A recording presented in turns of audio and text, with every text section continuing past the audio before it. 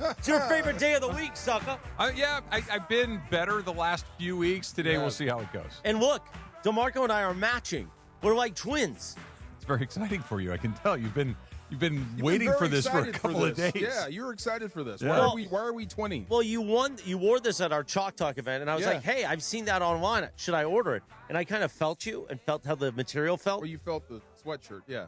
And then I said, I'm going to order it too so we can be twinsies. Is it that thin material? Well, here, you want to feel it? Sure. Pretty nice, yeah. I was trying to save it for winter. Yeah. I was trying to save this for winter. Yeah, no, that's good. That's not too heavy. That's probably warm, but not too warm. Couldn't wear it today, though. Hot out there. No, it's a billion super degrees hot outside. out there. Well, yeah. we're just wearing it in here. Yeah. Yeah. Speaking of, make it a little colder in here. It's a little stuffy. Push the button again? Yeah. All right, hold on. Yeah. Give me like two more. There you go. See, it's Perfect. weird. They're going to come in freezing. I know. Oh, well. What up, Maine? What's happening? Well, we're in sweatshirts. Yeah, you guys will be fine. We'll be good. I'm great. You going to be cutting diamonds over there? Maybe. Right. You never We know. got producer Funchy Leva on the board, and look who's in there. Doesn't he look like? Stand up for a second, DeAndre, so Travis can see. I saw He it. looks like Rod Carew in that flashback Angels does You game. not told look me like that you Rod said that Carew. you know who he looks like. Who? I'm getting, because he's a big guy, I'm getting Don Baylor vibes. Don right. Baylor? I'm getting, Don Baylor. I'm not familiar with Don Baylor. And I would Look up Don guarantee Baylor. you he's an MLB The Show legend. Won an MVP with the Angels, I believe, in 1979. Won like a 3-time World Series champion. Great player. Why are you wearing the Angels today? Because I just wanted to. Just wanted to? Okay. Yeah, it's a nice jersey. I mean, It that is a good takes jersey. Guts. Yeah, it does. It's a That's like classic, Fred DeMarco. It is a Lynn, Brian classic. Downing, Reggie Jackson era. But you're representing failure right now. Oh, trust me, I've been getting it all day. I bet It's a, you bold, have. it's a bold choice at this Right. time of year. That's what I'm but, saying, right. It looks good. You got guts. I good. like that. Yeah. DeAndre's in the YouTube chat. I'm going to jump in there, see what we're doing. It is a Live Imaging Tuesday presented by Providence, the DeMarco and Travis afternoon show. Gosh, I feel so good today. We're matching. Good. This, Yeah. I feel like this is a big step for you and I. Because What? oftentimes when I meet with my bosses, they're like, so how are you with all the guys? Yeah. And I'm like, well, I give DeMarco probably the hardest time on the air. They're like, oh, we hear. And they're like, so are you and DeMarco good? I'm like, yeah, we're good in general. We're good-ish. Good Good-ish. adjacent. And, Yeah. and then I told them, I said, I got this sweatshirt scheme that's going to bring us closer. And Is they're like, that what this is about? Do you I feel thought- closer to Marco? Not at all. I thought we were taking pictures or oh, something. no, we'll take pictures. Is that what this It's is just- for? here's the thing. Oh, I let me don't know. take I this was thing asking. off. I was asking Yeah. you. I When don't know. When I get on the calls with Sam Pines and Evan Cohen, Yeah. they just want to know, like, we're good, right? Like, DeMarco's not going to, like, pop your head off like that one time you stood up for DeAndre against the Eagles fight song. I said, no, I Why think does we're he good. keep bringing that up? It just sometimes it gets brought up to me. So we're good-ish. Okay, I can take this off because it's no, hot. no, It's keep it warm in on. here. No, No. keep it on. It feels good. Well, I didn't know it was like a bonding thing. I It's a bonding thought thing. we were taking Well, pictures. You're bound, bonded. I thought we were doing What's the something word? for the infinity screen. Is that what That's this is tomorrow. about? That's oh, tomorrow. Yeah, that's not- oh, no, this I'm was not on all the- about me. No, let No, me I'm take not this on off. the. No, leave it on. Yeah, like that's right. I've been little. I But it's- came in, you didn't have one. I'm like, okay, this I don't feels have like a one. setup. Okay. I don't have one. How come you didn't get him one? I'm supposed to buy him. Do you guys? Well, No, yeah. he doesn't do have you to realize- buy me a You realize sweatshirt. how much money this guy's got wrapped in foil from his Jim Rome days? It's not Did true. Did You think bury I it? need to true. buy him a sweatshirt? Did you bury it in the yard? I Are you did Uncle okay. Junior? Okay. No, it's not buried in the yard. It's properly Okay. allocated in Nice. certain places. Oh. And Esther in the YouTube chat says, "Who's who?" Well, he's black. I'm not. DeMarco. Well, who's who? Obviously, Thank you. Wow. Who's who? I think that was more of a shot at me at body type. Oh. But you played in the NFL. I don't have that excuse. No. You're just going to leave me hanging here? What's Live Imaging Tuesday? I don't have a sweatshirt. I figure this isn't my conversation out to on be a this part one? of. Well, Oh, I'm okay. not part of the team. You're not in the gang? No. Okay. And No, it's I gotta nice get and the- loose the fitting, club unlike jacket. Skubal's jerseys. He likes it I tight. told you God, it's medium. man. He What'd likes you it think? tight. What'd you think? How Not does he? great. How does he move his cup? It's pretty Yeah. snug. It's his pants, like his jersey is downright billowing relative to his pants. Yeah, his it's pants are pretty snug. painted on. Yeah. Pretty taut. Yeah, Yeah. he'll be fine. He was okay. He was average, and it was still They pretty barreled okay. him a few times. The Oh, Caglione or whatever that dude's Woo! name is absolutely smoked him a few times. I hope, I heard Oral say last night, I hope that this is something we won't be talking about in a month. But right now, like this little stretch Yeah. they're in. Yeah. But right now, it kind of sucks. I'm glad Yeah. they got the win, Yeah. but my God, is it that hard to win a baseball game when you're this good? I guess so. I don't know. You know my feelings on I this. know. It was nice to win. Don't get me wrong, and it was nice to come Always. back from a 3-run Yeah. deficit It was nice to see them kind of grind it out and come up with some big hits. But they've done this every year. Like this is not something that they're unfamiliar with. They actually have a better record this season than they had last year and the year before that. Even with this skid, in totality. What about after the break? Aren't they below 500? They always have a skid after at some point, July, August. They kind of just check out for a period of time. Not doubting the process. Yeah. You're sitting on 2, going for a third, but like you said, you shouldn't be struggling like this. No, they shouldn't. But it's not unprecedented. Yeah. And it was, the guys that needed to be good last night were really good. Muncy was good. Ohtani was good. Freeman was good. And Skubal wasn't the best version of himself, but it wasn't like he, messed the bed. Yeah, he wasn't dreadful. Like, what did we go do? I think, honestly, like the way he pitched yesterday, if you get that performance from a Robleski or a Sheehan or a Lauer, you're like, that's a pretty good day. And for him, for Skubal, it's probably the bottom of the barrel. That's probably the lowest level of performance you're going to get from him. That's what I get when I saw Dave talking to him after the game. I bet he was kind of beating himself up. He was hot. But he was like, Dave's like, no, that's good. We're okay. This is great. You're fine. I think that was one of the things that kind of jumped out at me the most was you could tell how much it bothered him that he was only mediocre. He wanted to dominate. He wants to dominate. He wanted to go out in Dodger Stadium for the first time and put on a show, and he didn't. And you could tell it was eating him up. And I read it the same way you did, that Robert's kind of like, bro, we're good. You're okay. You're going to be fine. We play for October around here. We don't play for August 10th. We're in first place. Good. We're good. By a lot. By a lot. After having a terrible month, we're still in first place by a lot. In through the nose, out through the mouth, Derek. Like, let's just relax here. Yeah, for sure. How does he fix his cup? Now that's stuck in my head now. How did that? Hold on for a second. Everybody quiet for a moment. Yeah. Where's that audio coming from? Why are we hearing ourselves coming back to each other? I don't hear it. I hear it. Is one of your machines up? The volume? No. You hear it, right, in Fudges? I hear something in the back. Yeah. Okay. It might be D. Turn off announce program and see what that fixes it. There you go. Yeah, that fixed it. Yeah. I wonder why they're giving us a ground loop. Well, we'll figure that out. Now, what were you going to say? How do you move the cup? Yeah, how did you think about moving his cup? You were talking about Skubal. Did you wear a cup when you played baseball? Yes. Okay. Yeah. In a jersey that tight. And by the way, he's not a little guy in a tight jersey. No, he's a thick guy in a tight jersey. You got to, sashay around and get that thing going. It's stretching. Well, maybe, okay, let's look at it from the other angle. Maybe it's so snug fitting, like his entire situation, it doesn't move, and it's always where it needs to be. Strategic. Now, do all the guys still wear cups? Is that still a thing? I don't think the outfielders all do, but I think everybody on the infield and on the mound and behind the plate does. I thought you told me they all have to wear it. You don't have to. Like Adrian Beltre never did, and he played third base his whole career, Didn't we talk to him about that? Yeah, that's a crazy act of insanity. Yeah, think you might want one in the outfield because you're going to have to dive at some point. Yeah, maybe. Football players wear cups? Say again? Do all football players wear cups? No, zero. Really? None. Nowadays? None. Yeah. Well, back in your day? None. Really? Yeah, it's uncomfortable. Man. Yeah, well, they are uncomfortable. They're super uncomfortable. Yeah, none. I mean, maybe one guy who had an injury, but no, absolutely not.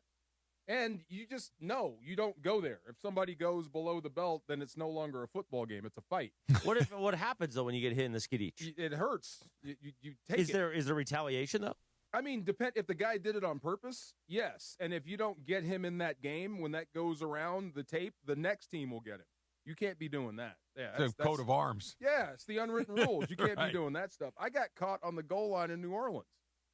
I did. A running back was being swung around, and his foot hit me right in the jewels. Ooh. And it was a blue streak. You know what I'm saying? So I got 2 good seconds before all systems failure, and they went hurry up, and I couldn't get off the field. Travis, this is when I knew I was a pro. Yeah, I gotta suck it up. Yeah, no. That's the thing. Like, even a direct shot even gives you that 2 seconds of, okay, this is going to be bad. It's the glancing blow that you're like, I think I didn't. No, I didn't. Didn't miss it. Wow. Didn't miss it. Wow. I wanted him to be better last night, but yeah, I'm happy they got the win. Well, I wanted him to be dominant to remind the Dodgers of who they are. I think they did. I think so? they did not get a dominant. Yeah. I mean, they were behind 3-0 against a kind of a not very good team, a last place team, and they had to kind of grind it out, and they did it, and then they took the lead, then they gave the lead right back, and then they jumped right back ahead. It it was a good win for them. Like, again, the Royals are the Royals, so whatever. But that was, I thought they showed some character. I thought they showed some grit. I thought they took some much better at-bats. There was some stuff in there that wasn't great as well. But all in all, I thought that was a pretty good night for them last night, especially on the heels of looking bad for about 10 days. Getting back into it after earning the victory, definitely. But at this point, I wanted we rained bombs and we pitched. And of course, but that's what I wanted to see with Skubal on the mound. Yeah. I wanted them to get back to being that. One of those guys, and more likely than not, it's going to be Ohtani. Yeah. Is gonna hit one or two, and all of a sudden it's going to kind of everybody. I think he's lying in wait. Muncy got the big hit. Like last night, he came up in exactly the right situation and did what he needs to do, and got the he's the everything guy. going again. He really is. He's fantastic. So you should talk to Muncy. That's a big dude that knows how to dress. See, he's a little more billowy. Are you excited for Thursday? The big fantasy football off? I am. I don't think it's called that. It's a face-off. Whose idea was it to go against Marcus, though? Well, I'm not going against Marcus. No, but the fans. Yeah, I don't know. He's a pro. He does this for a living. He's one of them Star Wars brothers, too. He does like Star Wars. So I want DeMarco to, do something to loosen him up a little bit more on Mondays. Why me? Well, because I think you would, him and Travis are, on the same wavelength. Okay. Marcus is good on Mondays. What are you doing? I just want him to loosen up a little bit. Is he tight? The loosest he was yesterday was the Disneyland segment. Yeah. He was the loosest. Yeah. I just want a little bit more of that during the other 2 hours. Okay. Yeah. So maybe I got to bring it out of him? Just sack him or something. Hit him? Okay. Yeah, maybe. All right. Sound like Jack. Or, we got cans of whipped cream in my office. See, why are you going to go from hitting people to whipped cream? What am I going to do with whipped cream? You're either and a Marcus? lover or a fighter. What am I going to do with that with whipped cream? Whatever you want to do. Think you've got what it takes to take down Travis Rogers and Marcus Grant in fantasy? Well, listen to the DeMarco and Travis show today for your chance to qualify for the Morongo Fantasy Football Face-Off. Draft live with Travis and Marcus this Thursday. Compete for weekly prizes, and if you're the last fan standing, you'll win 2 tickets to football's biggest championship game. It's all powered by Morongo Casino Resort and Spa. Good times. That's this Thursday. You guys doing a fantasy football face-off? Yeah, I'm just going to kind of draft off of Marcus. I'm going to just follow his lead. I'm not a fantasy football expert by any means. You're so not I'm just Steve Mason. No, yeah. I'm gonna just follow Marcus. Whatever he does, I'm going to try to do something similar. Do you I'm just do going fantasy? to let him lead. Chris, are you fantasy nut? No? Not really, no. Punchy? Fantasy nut? Yeah, I play fantasy. Are you really? Yeah. How many hours a week do you spend on your fantasy? Barely anything. I just pick. I'm not one of those guys that reads 1,000 articles and blah, You're blah, not blah. Mace? Mace said he spends 3 hours. No. Getting ready each I week. don't believe that, too, for No. Mace. He's just saying that. You set your lineup and leave it. Yeah. That's all I do. If that. Sometimes I forget to It's do a that. coin- I'll it's play, a coin put toss, you guys man. on bye weeks. There you go. Yeah. Auto pick. It's a coin toss, man. It depends on injuries, who you got. It's not a science, I don't think. Do you have fun?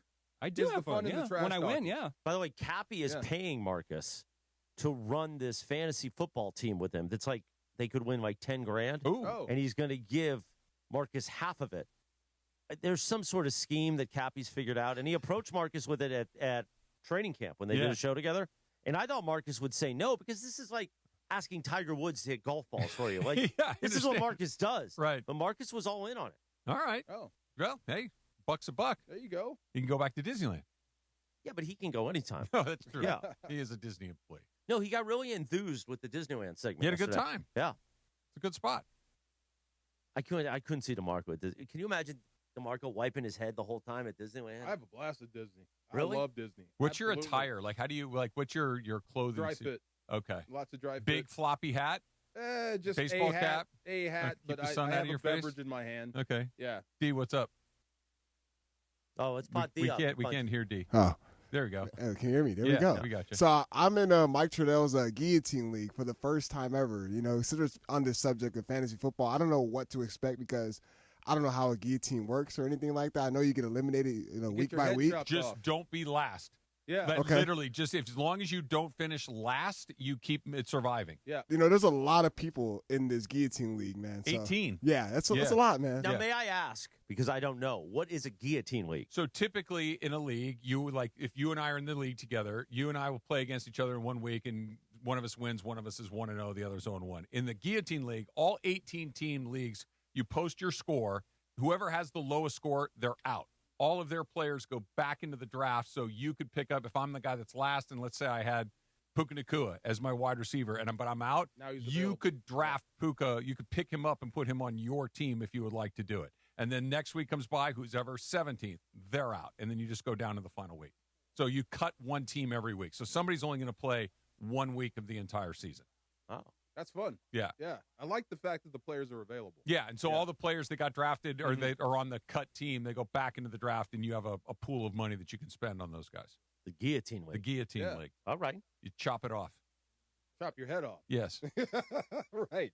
Can't you think of something the nicer? team. Yeah. Well, a guillotine isn't a very nice instrument. Pink slip league or something? I don't know. You know, some people are into guillotines. I don't know why we're getting that loop back still. Whoa. We'll go check that out. So my dad, this was back in the 70s and 80s, back when, you could pick up, this was before my mother. Yeah. And he was working in San Francisco at KFRC, which at the time was the #1 station, in 3 cities. And he was doing the overnight shift. And at the age of 20, that was a big deal, Sure. you know? So we picked up this chick on the line. Because, again, everybody, we would call the request lines, whatever. You gets off at 6 a.m. You don't want to go home yet. I understand. So he went home to some, he didn't go home. He found some girl off the request lines. Yeah. Apparently she had a guillotine, and she was into that. Yeah, she had a guillotine. I had to get out of there. Well, yeah, that's a pretty good sign to But there's some Guillotine people in hit the house? bricks. Yeah, you might want to leave. But some people are into the guillotine role play. Okay. No, thank you. Nope, not at all. I'm Yeah. good. Wow. A full functioning guillotine? I mean, I didn't ask him that. I think he got out of I there. don't think I'm staying for coffee. No. Is that a guillotine? It is. See you later. I'm out. Thank you very much. Yeah. All right, Yeah. 3:32 Have a nice night. on a live imaging Morning, I Tuesday guess it presented would've by been. Providence. Are you excited that the Lakers are playing the Sixers on opening day? We'll do that in 3 minutes. Go ahead, Travis. It's not on opening day. It's on Christmas. I meant Christmas. Go ahead. Yeah. What would you like me to go ahead with? Oh, that's it. All right, we're back in 3 minutes right now. Guys, Pizza Hut takes me back old school. Birthday parties, Little League, Friday nights, there was always something special about the Hut. Now, celebrate again with Pizza Hut's new throwback value menu. Iconic favorites like a personal pan pizza, breadsticks, and a 2-liter soda starting at just $4. Feed the family with the original stuffed crust pizza, $11.99 for a 1-topping medium. Try new additions like triple cheese, mac, and gooey s'mores sticks. Go to pizzahut.com or order now on the Pizza Hut app. Being a sports fan in Los Angeles can be unpredictable. Your ice cream shouldn't be. For over 80 years, Thrifty has delivered the exact same legendary experience, right down to our signature cylindrical scoop. It's the brand this city was raised on, and the easiest call you'll make on game day. Skip the debate. Just grab the carton everyone already agrees on. Thrifty Ice Cream, a California classic. Available at most major retailers. Okay, all signed up. Easy. Now let's run payroll. What the? Hey girl, I'm you with more gusto. Nice. Who's that? New social media manager, hired and onboarded with gusto. And spoiler, we're kind of famous now. Wait, we're famous? Oh, well, I'm famous. Payroll, benefits, and HR. Designed and built for small businesses. Choose a future with gusto. In a world parched for excitement, one drink will emerge. Twisted Tea, the refreshing thrill ride of flavor. Recreating its classic role as the hard iced tea that goes down smooth. Twisted Tea doesn't just taste like real iced tea, it's made with real brewed tea and a 5% kick of alcohol. Taste the adventure with Twisted Tea Hard Iced Tea. Keep it twisted. Twisted Tea Brewing Company, Cincinnati, Ohio. Please drink responsibly. 3:34. Little James Brown, JB, on a live imaging Tuesday. Presented by my friends at Providence. Saved my life. They didn't give me the payback. I had to pay them, actually. This is LeBron's Now song remember- on Christmas. Remember the movie? Was it Dead Presidents that this opened up? Oh, The yeah. movie? Yeah. Absolutely. Remember they were in Vietnam I do. and their presidents? What happened there? Remember, Providence reminds you at providence.org/SoCalHeart. Your heart works hard for you every day. Providence encourages you to take simple steps to protect it, from staying active and eating well to scheduling regular checkups. It's all part of keeping you in the game for the moments that matter most. Providence.org/SoCalHeart. So yes, LeBron's returning on Christmas Day. Yeah. Here at Crypto.com Arena to play the Lakers.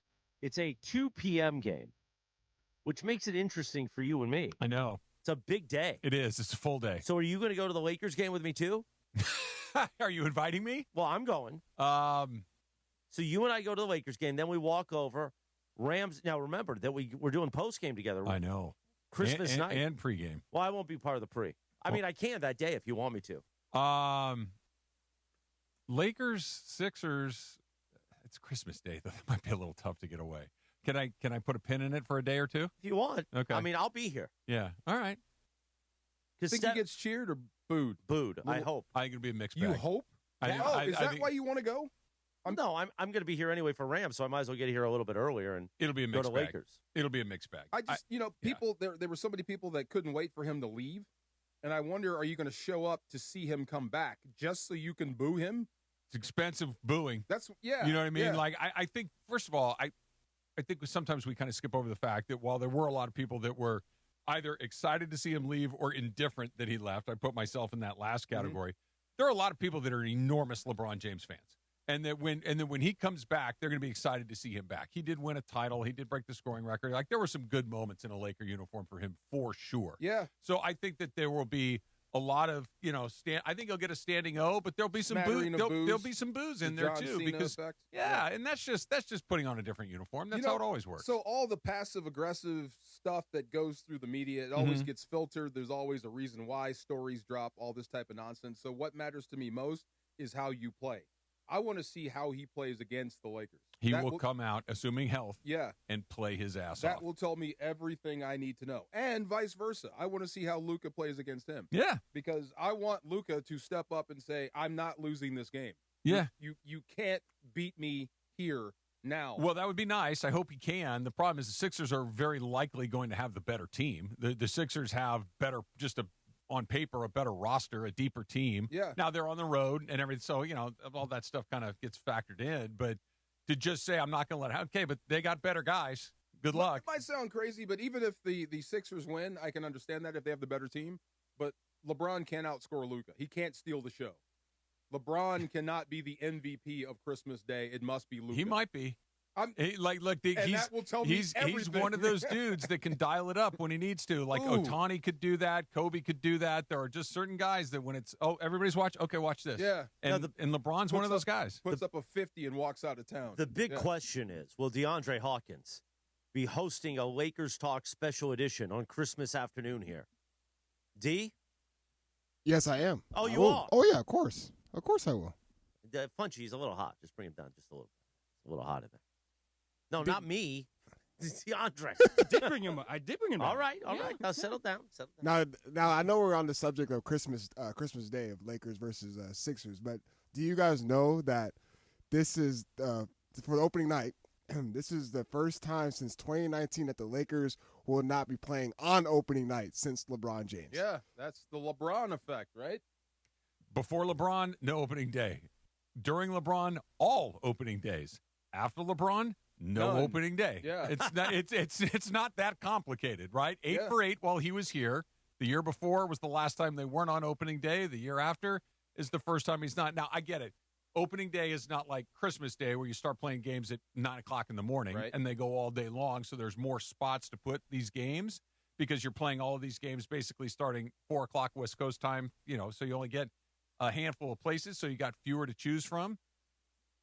But that the Lakers aren't on there is something. That Luka didn't crack that very short list. They play the next day. They play the Warriors. It's a marquee game, et cetera, but they don't get to bat leadoff. Well, he's not the face of the NBA, Luka. And no, I think the best thing Luka does is play basketball. He's not a star yet. Like LeBron draws eyeballs. It's obvious the way the schedule is set up for him. Luka's not there yet. I think he can get there. Got to win, right?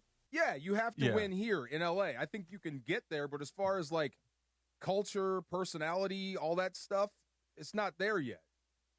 LeBron's there. LeBron is connected to every single household. I still think he is the biggest. He's not the best player anymore, but if he's not the biggest draw, he's very close. Yeah. Like the biggest draw might be, I don't even know if he's a bigger draw than SGA. He's a bigger, maybe not Wemby anymore. Maybe not Jalen Brunson anymore. Like these guys that, LeBron or Luka? LeBron. Oh, yeah, right. But he's close, right? Like he's still very close to those other guys, and Luka's, in a different category. I think you're right. The biggest example for LeBron is people that don't care about basketball care about him. Yeah. Luka's or at least they're aware of him. Aware. Yeah. Luka, if you care about basketball, you love him. Yeah. But the casuals, you're still getting to know him. He's got to go on one of those Laker runs to take them to the finals, win a championship, have his moment, hit that big shot over somebody, celebrate with his teammates, have everybody jumping up and down on him at Crypto or somewhere else. Like, we have to get those. I know he went to the finals with Dallas. That's in Dallas. It's just, it's different when you do it in a non-Laker uniform. If you do it in a Laker uniform, it cuts through in a totally different way. And until he does that, I think you're right. I think he's going to be in that category of really famous NBA players, but not the guy that everybody's waiting on every single day. I'm hoping this happens Christmas Day. The Lakers have one last shot. He draws LeBron one-on-one, and Luka just takes him right Drains to the cup. one. Oh, wouldn't that be something special? Oh, so now you're rooting against LeBron.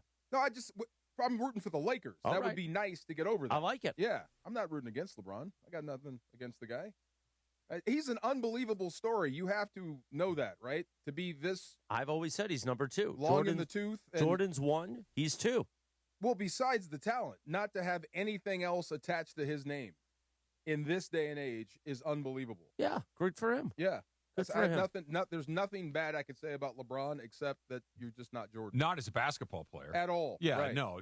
It's just it's just time to move on. It's nothing personal. It's not even necessarily basketball related. It just didn't run its course. I think he was ready to go. I think they were ready to let him go. Yeah. And it happened. And look, he's going to be the center of attention until he's not in this league anymore. True. Until he leaves, and doesn't sound like he's leaving anytime soon. 2-year deal in Philadelphia.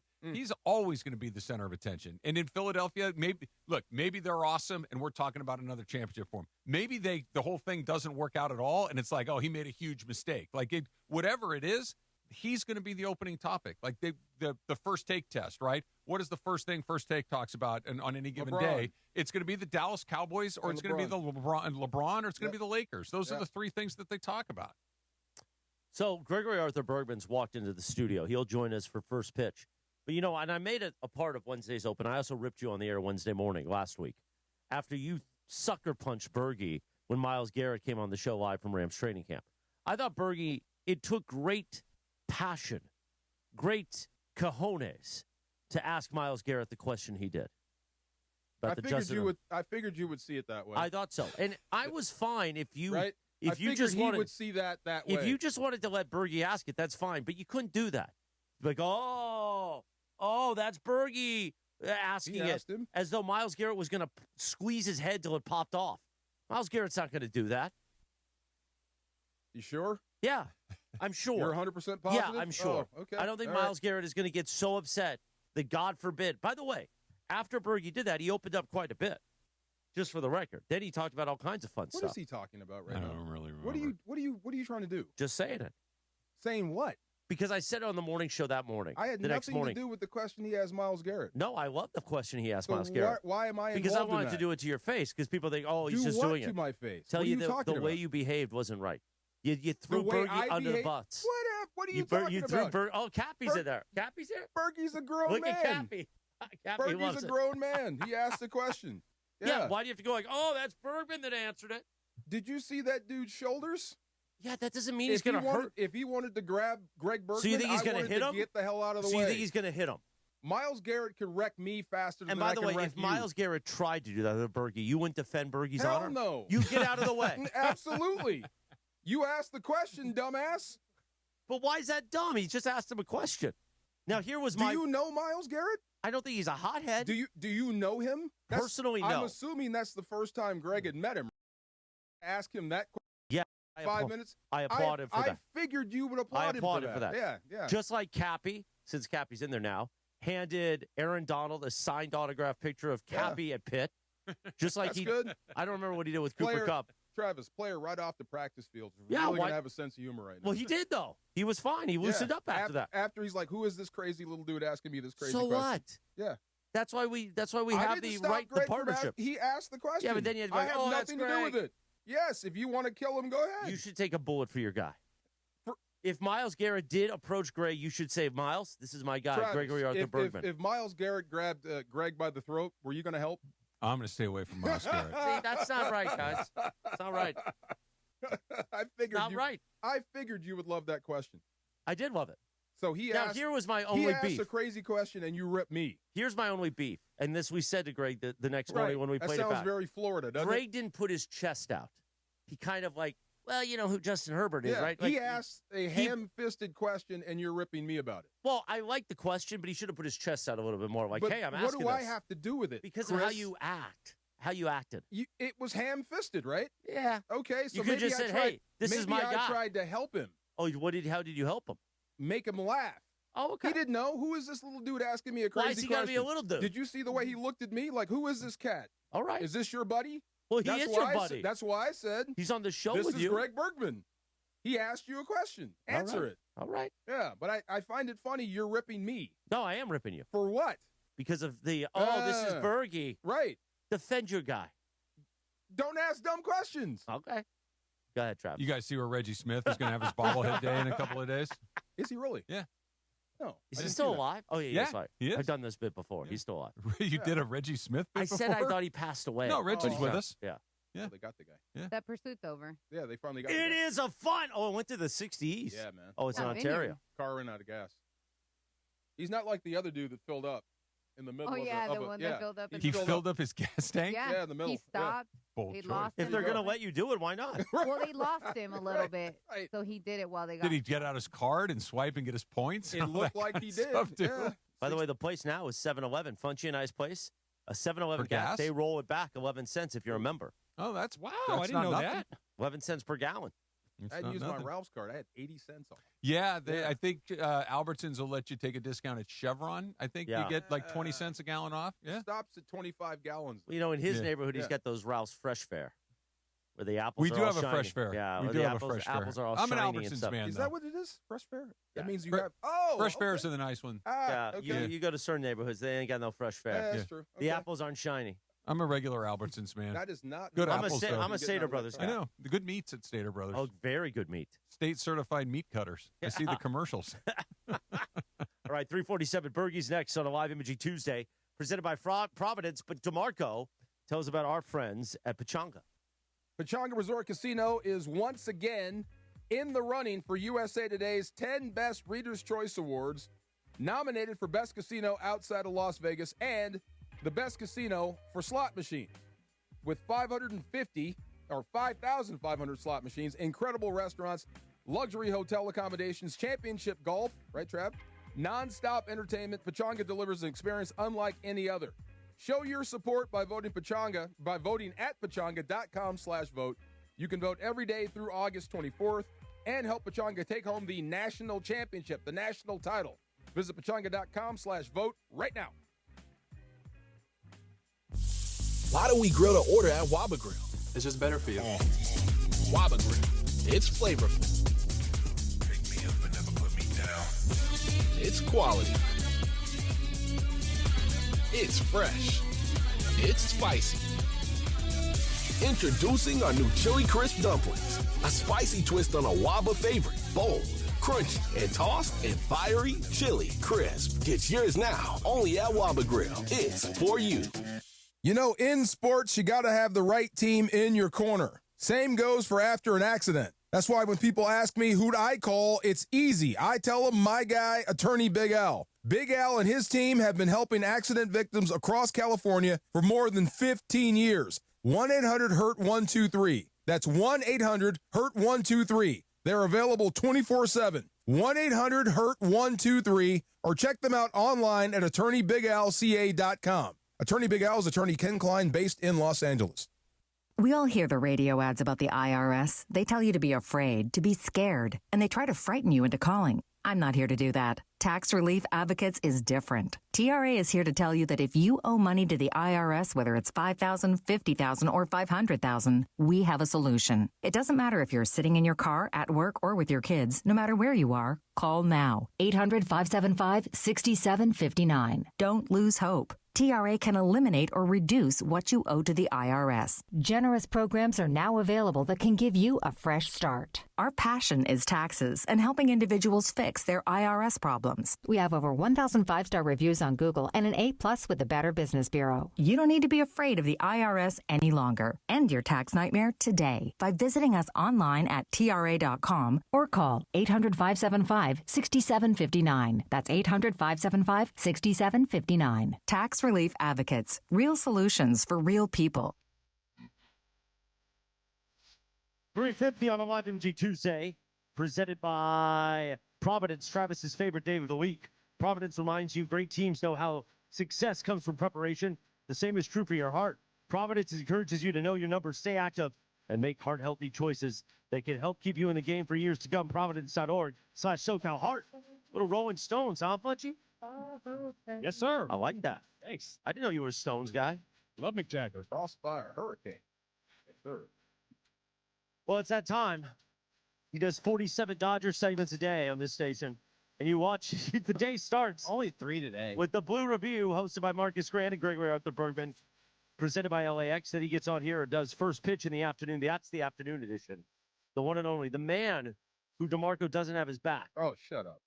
Gregory Oh, Arthur my Bergman. God. He was so going at annoying. you. You were going back and forth and going at each other. And I appreciated that. Yeah, you two were going back. Oh. I just didn't, you didn't have to keep calling it a stupid question. I know it wasn't the greatest of questions. You know. No, like it was, but look, I wanted to do something that was a different type of question. Wasn't as bad as my soup question to Right, Sean exactly. That was a good one. I have no idea what that means. Look, you don't get it. If you're going to get some good responses, you got to ask some bad questions once in a while. Flop sweat. And at the end of all for of sure. Oh my God. Well, And answer this. When after you asked that question, and he didn't bite immediately, I started asking him other things like, okay, so what do you guys did do? you get a little nervous? No, I mean, not nervous, I wouldn't say. I just you wanted were. to. I was standing right next to you. Just But a what little does bit. nervous mean? well, like Miles that's Garrett is my going to I'm attack not him? talking to you. I'm talking to him. But why do you do talking this? to him. Why do you do this meathead football thing? Nobody's doing a meathead thing. Like what? Miles Garrett is going to snap and attack a member of the media? Dude, nobody's saying that. I'm just saying. But Like, what is nervous? What do you think is nervous, though? I've heard you go at people before and ask questions. You seemed a little nervous when you were talking it's about. different. Okay. He's standing right there. I get it. Right, yeah. I was able to ask, Puka Nakua questions. I don't typically ask athletes, or I don't do interviews very often. Yeah. It's really just been recent, a little bit on the Blue Review, and it's been on this show a couple times with Oral, and then a couple of Steven Nelson every once in a while. But you that's interview it. people, but it's weird when the dude is standing right there Totally. with his arm standing out. So, and then then later on, he found out I was a Raiders fan. And he There gave me you a go. fist bump. There was a Absolutely. little, which is telling me that he's a Raider fan. He's not a I Raider. don't think he's a Raider fan. I think he's a Ram fan right now because he's on the Rams. But Yeah, I think 'cause he's getting paid. overall, I can't believe you said he's that. a Raider fan. You were a Raider fan as a kid growing up. Oh, yeah. Yeah. See? Until It's I played okay. him. Yeah. Until I played That him. was the now end I of hate it? all of them. Now I hate all of them. Oh, yeah. Yeah. But that's it. But That's those all. are like the Lalo Zato days when you were a Raiders fan, right? Howie. Oh, okay. Howie Long, Yeah. That's Howie why you Long. wore 75. That's why I wore 75. Yeah. Oh, That's why I went up to the guy in the equipment room in the Rams. Can I get 75? And I had no idea why he looked at me like I was crazy. Big picture of Deacon Jones behind him. Oh, my God. I'm sorry. I want this for Howie. Yeah. But that's all. I mean, I was there with you. We were talking would about like you to have canoodling. my We were back. talking about canoodling, right? We were trying to work that in. I thought that was maybe how do you say it in radio terms? Ham-fisted? Yeah, you keep saying ham-fisted. I don't know I what don't that think it was means. ham-fisted. It was fine. It's Describe just you ham-fisted. tried something and you didn't get the response we were looking for. It's fine. Right. Isn't that ham-fisted? Yeah, maybe. Yeah. I've asked a million questions that went over like a lead balloon. It happens. Better. Yeah. That's all. Yeah. I don't know where. I mean, listen, Bergman's no Maurice Jones-Drew, but what can you do? Now I see where this is coming Mojo. from. My bad. I love Mojo. I He's did a it brilliant. again, You right? did. I Yeah, did it again. you kinda did. I did it again. My bad. You kind of did. Oh, my You God. stepped right into it. You stepped right You into it. know what's going going to to happen if you go back and forth. He's going to keep I going. just did, like you asked Miles Garrett a question, and how all of a sudden did I get pulled into Well, it? because then you got angry and say it was a stupid question. It was a stupid question. We didn't need to go that. I just want you to. Well, I want you. If, what's a better way? If Miles Garrett came Allow after me to rephrase, Your Honor. Yeah. Look, hey, which is fine. Exactly. All I'm Just asking- channel your inner Jack McCoy, There you DeMarco. go. Allow me to rephrase. Yeah. All I'm asking is that if Miles Garrett came up to me and did put his hands on me, you'd be like, whoa, hey. No, Relax. absolutely not. You can't back up. You're a grown man. It would You're never responsible happen. for your it mouth. Would, it would never happen. It would Okay. never happen. I found Ask out Jim that he Rome. likes anime. Wow. Ask Jim See, Rome. did we know he liked anime? Jonathan Martin knew that, but He I knew. did not. Yeah. Yeah. By the way, wanted to, before we get to Dodgers, want 2 tickets to football's biggest championship game? Join Travis and Marcus this Thursday, August 13th at Morongo Casino Resort and Spa for a live broadcast and an internship for a chance to join the Morongo Fantasy Football Face-Off. Draft live with Travis and Marcus, beat the host for weekly prizes, and be the last fan standing to win the grand prize. Powered by Morongo Casino Resort and Spa. Good times, Berkey. Good times. Yeah. So not going to be your you guys already bodyguard. talked about Tarik Skubal a little bit, right? 5 innings, 4 hits, 3 runs. Yeah. See, the only thing that I was a little bit, maybe I don't know how you felt about it, was the 2 walks. So it was in his 2 outings so far as a Dodger. 2 walks in the first one, 2 walks in the second one, and he hit a batter yesterday. Yeah. Is this just him being overly hyped I up? think he's pumped up. I think he's trying to, justify and prove that he belongs and all, even though he doesn't need to do that. He's a made man, all of that stuff. But new teammates, new city, new fans, new everything. And it's Family's like, man, there. I want to show you what I'm all about. And you can't pitch pumped up. There's a reason that guys come back after long layoffs. And if they haven't pitched in 4 or 5 or 6 or 8 days or whatever it is, they're usually not rested and ready to go. It's usually you're so hyped up that you're not very good. There's a reason that these guys are on routines the way they're. He'll be fine. Like there's literally no worry at all when it comes. As long as he's healthy, he's going to be fine. Yeah, I think he's going to be great no matter what. And it was just a thing of where he had 14 walks in his 16 starts with the Tigers this year, and then he has 4 in 2 outings. I'm assuming it is just that he's just a little hyped up, because that's just not him. He's not somebody that walks guys. He's not somebody that uses a ton of pitches to get. He'll get through 7 or 8 innings on 95 pitches. He won't go much more over that, and he got through 5 and 95 pitches. If that's the worst of it, then I'll be happy. That's it right there. I think you've seen the floor of what he's going to give you in the first 2 starts, and they're 1-1. In the one game they lost 2-1. Right. But you did scare me. They should have won that one. Yeah. They should have lost this one. You did kind of scare me about the other 2 coming back. Yeah, that I think is a far greater concern than anything else. And we'll see what Snell looks like tonight. Yeah. That should be interesting. They're saying 5 innings, about 75 pitches, give or take, whatever it is. But both of those guys need to be pretty good. And there's no guarantee that either one of them will be. They haven't played all year long. So I worry about people coming back like you're talking about. Yeah. I don't worry about Blake Snell coming back only because this is what he does every year. Every year he misses half the season and he comes back and he's great in the second half of the season. When he was with the Giants 2 years ago, he threw a no-hitter in the second half after missing basically the entire year. He won with the Padres. He won a Cy Young, but he pitched the whole season. Yeah. But he's done it many times. He did it last year too, and he was great in the postseason. He is just a guy that sits out for a long period of time, comes back, and is good.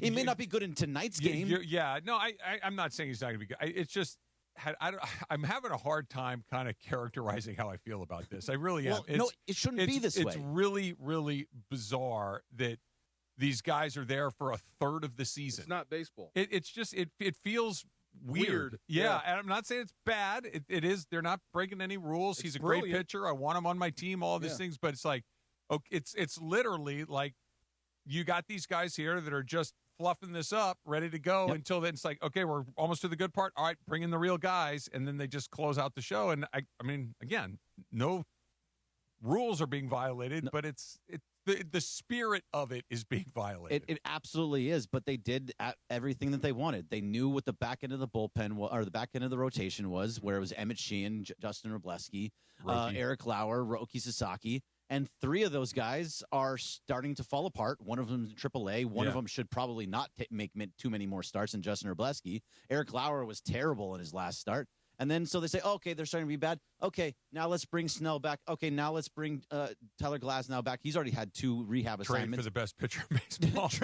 So those 3 guys that you're going to get rid of and move to the bullpen. Okay, now let's bring in the real guys. It's just a luxury that no other team has, and no other team really should have. To your point, no, but they do. They do, and they're taking advantage of it. So good for them.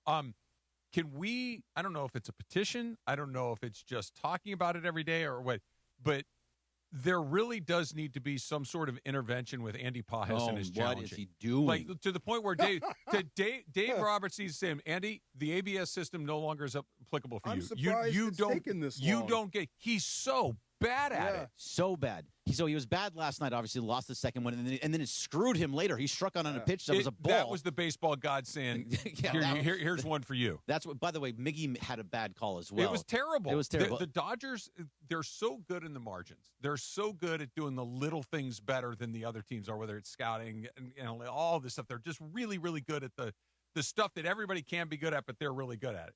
They stink at challenges. Stink. Like Shohei Ohtani, we were looking at it earlier on the Blue Review. So Shohei Ohtani is four that he's gotten right and 6 that he's gotten wrong. Yeah. Andy Pajes, I think, is 11 and 13. 11 right, 13 wrong. 26 challenges from one guy is insane. That's too many challenges for one guy. I mean, he's gotten 11 right, but you're under 50%. Stop. Just stop. And if you're going to do it, I think they should have an understanding that it needs to be at the right moment. If you have the bases loaded, if you have runners on second and third, there has to be runs at stake. There has to be something where if you get a hit, runs will score. Now, I get that you can hit a solo home run at any point. It's not the same thing. It's not.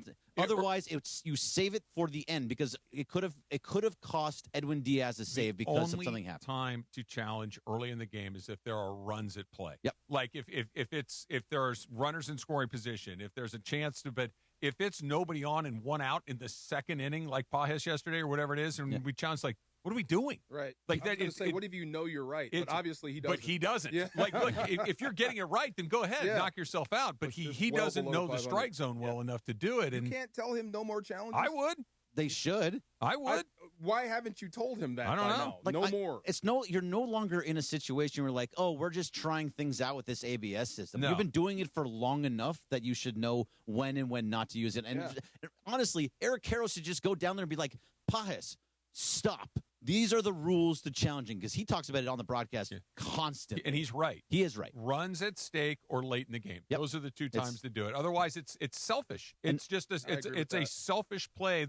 You want to turn an 0-1 count into a 1-0 count in the second inning with nobody on? Like, what are we doing? That's got to suck when you think you're right and you're wrong. But if you're wrong all the time, then obviously you're not seeing the ball very well. And you don't see the strike zone. And unless it's like egregious and where you're like, okay, there's absolutely no way. But even then, that it seems kind of silly to just move on from there. It's like way there's too often there's nobody on base. It's a 2-strike, 2 outs, and they're like, no, tap. You know, what are you doing? Like just let it go. Move on to the next one. You lose your privilege. Yeah, you're done. Yeah, it's like revoking somebody's driver's license. You're done. You don't get to get to drive, and you don't get to challenge on the ABS system. God, they're so bad. That's how it goes. They were bad at a lot of things over the last week. This is something that's been season long. Okay, we'll just end it. We'll just end it right here, just on a high note. Kyle Tucker's better. Nope. He's been playing great. And by the way, they've won 2 of 3. That's how I look at it. They won 2 of 3. Everything that happened the last they won 2 of 10. Actually, yeah. No. 2 of the last 3. 2 of the last 3. That's but what 2 I of see. 10 total. Well, I mean, let's not get into the details too much. There's positive and there's negative, and I'm taking the positive route of 2 of 3. 2 of 3. And Kyle Tucker's hot. That's right. Exactly. And Edwin Diaz got a save. 403 at KSPN Los Angeles, a Good Karma Brands radio station. I love the disdain from Travis on multiple things. It's Edwin Diaz. It's Kyle Tucker. I'm coming around on Tucker. You are. I'm coming around on Tucker. But I don't know Edwin if Diaz is slowly sliding into his spot, right? The last few text messages I've got about him are just not for air. Dude. He got the save. Can we not hit the center of every guy's barrel every single inning? Every single time. It was too many. He almost got one last night, too. That one just missed by a couple of feet. Come on, Edwin. And all right, you ready for this? Yeah. You know what's really, really not cool when you're not pitching particularly well? Those horns. When you're coming in and you're getting your head kicked in, let's turn the horns off. Until you rack a few saves, we're gonna turn the horns off, and you just jog into something Here comes else. the horns, and here's Edwin Diaz and his 11 ERA. If I were Doc, I'd be looking up at the thing like, get this thing out of here. No horns. We need 5 saves in a row before we're doing horns. You're in a rave, and he's got a 12 ERA. My goodness. Go ahead, Chris. Oh, man. Oh, you got a banana in your mouth. My bad. All right. Here's what we're going to do next. This is your chance. This is whatever you want to say. This is your chance. Did you already read the Morongo liner? Yeah. You did. Okay. So the Morongo liner is done, which means the far side is coming up next. Good job, Greg. You have to give me credit. I ate that entire banana, and I didn't try to make it weird. DeAndre told me I had to make it weird. I said I wasn't going to make it weird today. I know that DeAndre usually likes when you make it weird. I'm looking right at you right now. I don't know what to say there. By the way, is this burner in the YouTube chat James Bond 1348? Is that you? No. The guy's like, Greg was going to get choked out by Myles Garrett. Worst question I've ever heard. I think it might be DeMarco's burner account. No. I admit that it wasn't a great question. That's totally fine. It doesn't need to go as far as it is. Clam chowder sort of day or a red It was white or red sort of day. I don't know what that means. No, it wasn't. I have no idea what that means. It was even more aggressive than that. I mean, there was Mason. What did he say? Are you two Cooper Cup reliant? Yeah, I did. Yeah, it happens. It happens. He goes, no, not what? really. This was several years ago. He asked who? McVay, and he said, Are you two Cooper Cup reliant? Yeah. And what was his response? No, not really. Oh, okay. Wow. Yeah, we have the drop of no, not really. From that, yeah. We could make a whole supercut of all these questions, put them all together. They'd be terrific. Look, there's so often we're at this training camp and we ask No, the exact not really. same questions over and over. And what did you see on the field? How is it with McVay? What's going on with Aaron Donald? And so I was like, I'm going to make it different. Now that one didn't work. And guess what? And that's okay. We're going to remember that forever. And Myles Garrett next season, if he's with the Rams, will remember Greg Bergman for that. He's a Raider fan. Did you know that? No, I didn't know that. No, I did not know that. You said I he's have a no Raider idea fan. what that means. He could be a Raider fan as long as he's balling out here. Of course. Yeah. I have no idea what that means. Me either. Was that the soup? That was the soup. That was great. That was the soup. It happens. Wow. It happens. Well, and it was because we had a combo plate that day. So we moved into, or Travis, because you were doing the earlier show with Sliwa or with DeMarco.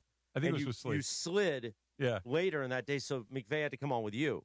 And the reason that the question was, much like your Justin Herbert question, there was something in the Sean McVay soup commercial was on 48 times every All Sunday. the time. It was on nonstop every Sunday. So I'm like, I thought I'd ask a fun soup question, and then I have no idea what that means. what are you going to do? And I think Miles said something along the lines of, no, I wouldn't do that. Yeah. Just about deadpan. But then you opened them up. Then you were able to open them up. It was good. Just like last year, you Me said too.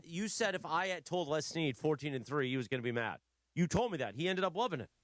He was great. He did bits about me dying and all kinds of stuff. Why are you looking at me? Because you told me that last year when you and I interviewed Les. You're a bad guy. I'm a bad guy? Yeah. Why am I a bad guy? Because you're a bad guy. Why am I a bad guy? The Far Side is next in 3 minutes on ESPN LA.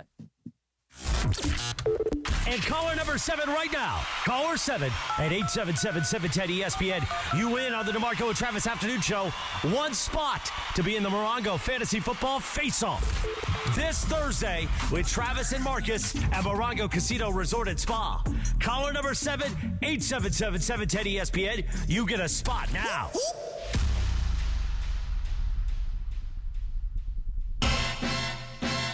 National Tell a Joke Day is coming up. I got one. Why did Rick cross the 10 freeway? To get to Morongo.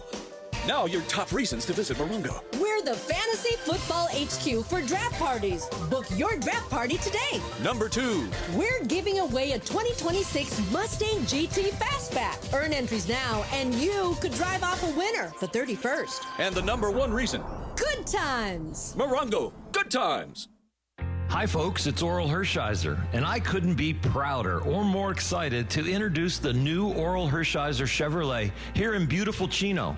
Chevrolet has been a part of America's story for over 100 years, built on grit, reliability, and doing things the right way.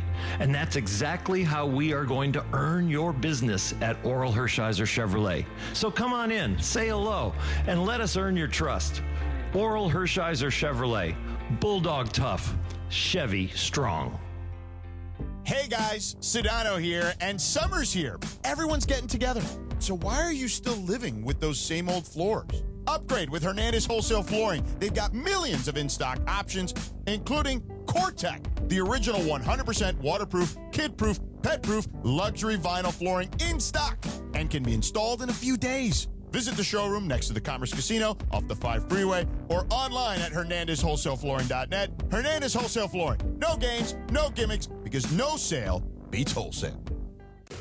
And it is the DeMarco and Travis Afternoon Show right here on ESPN LA. The Far Side.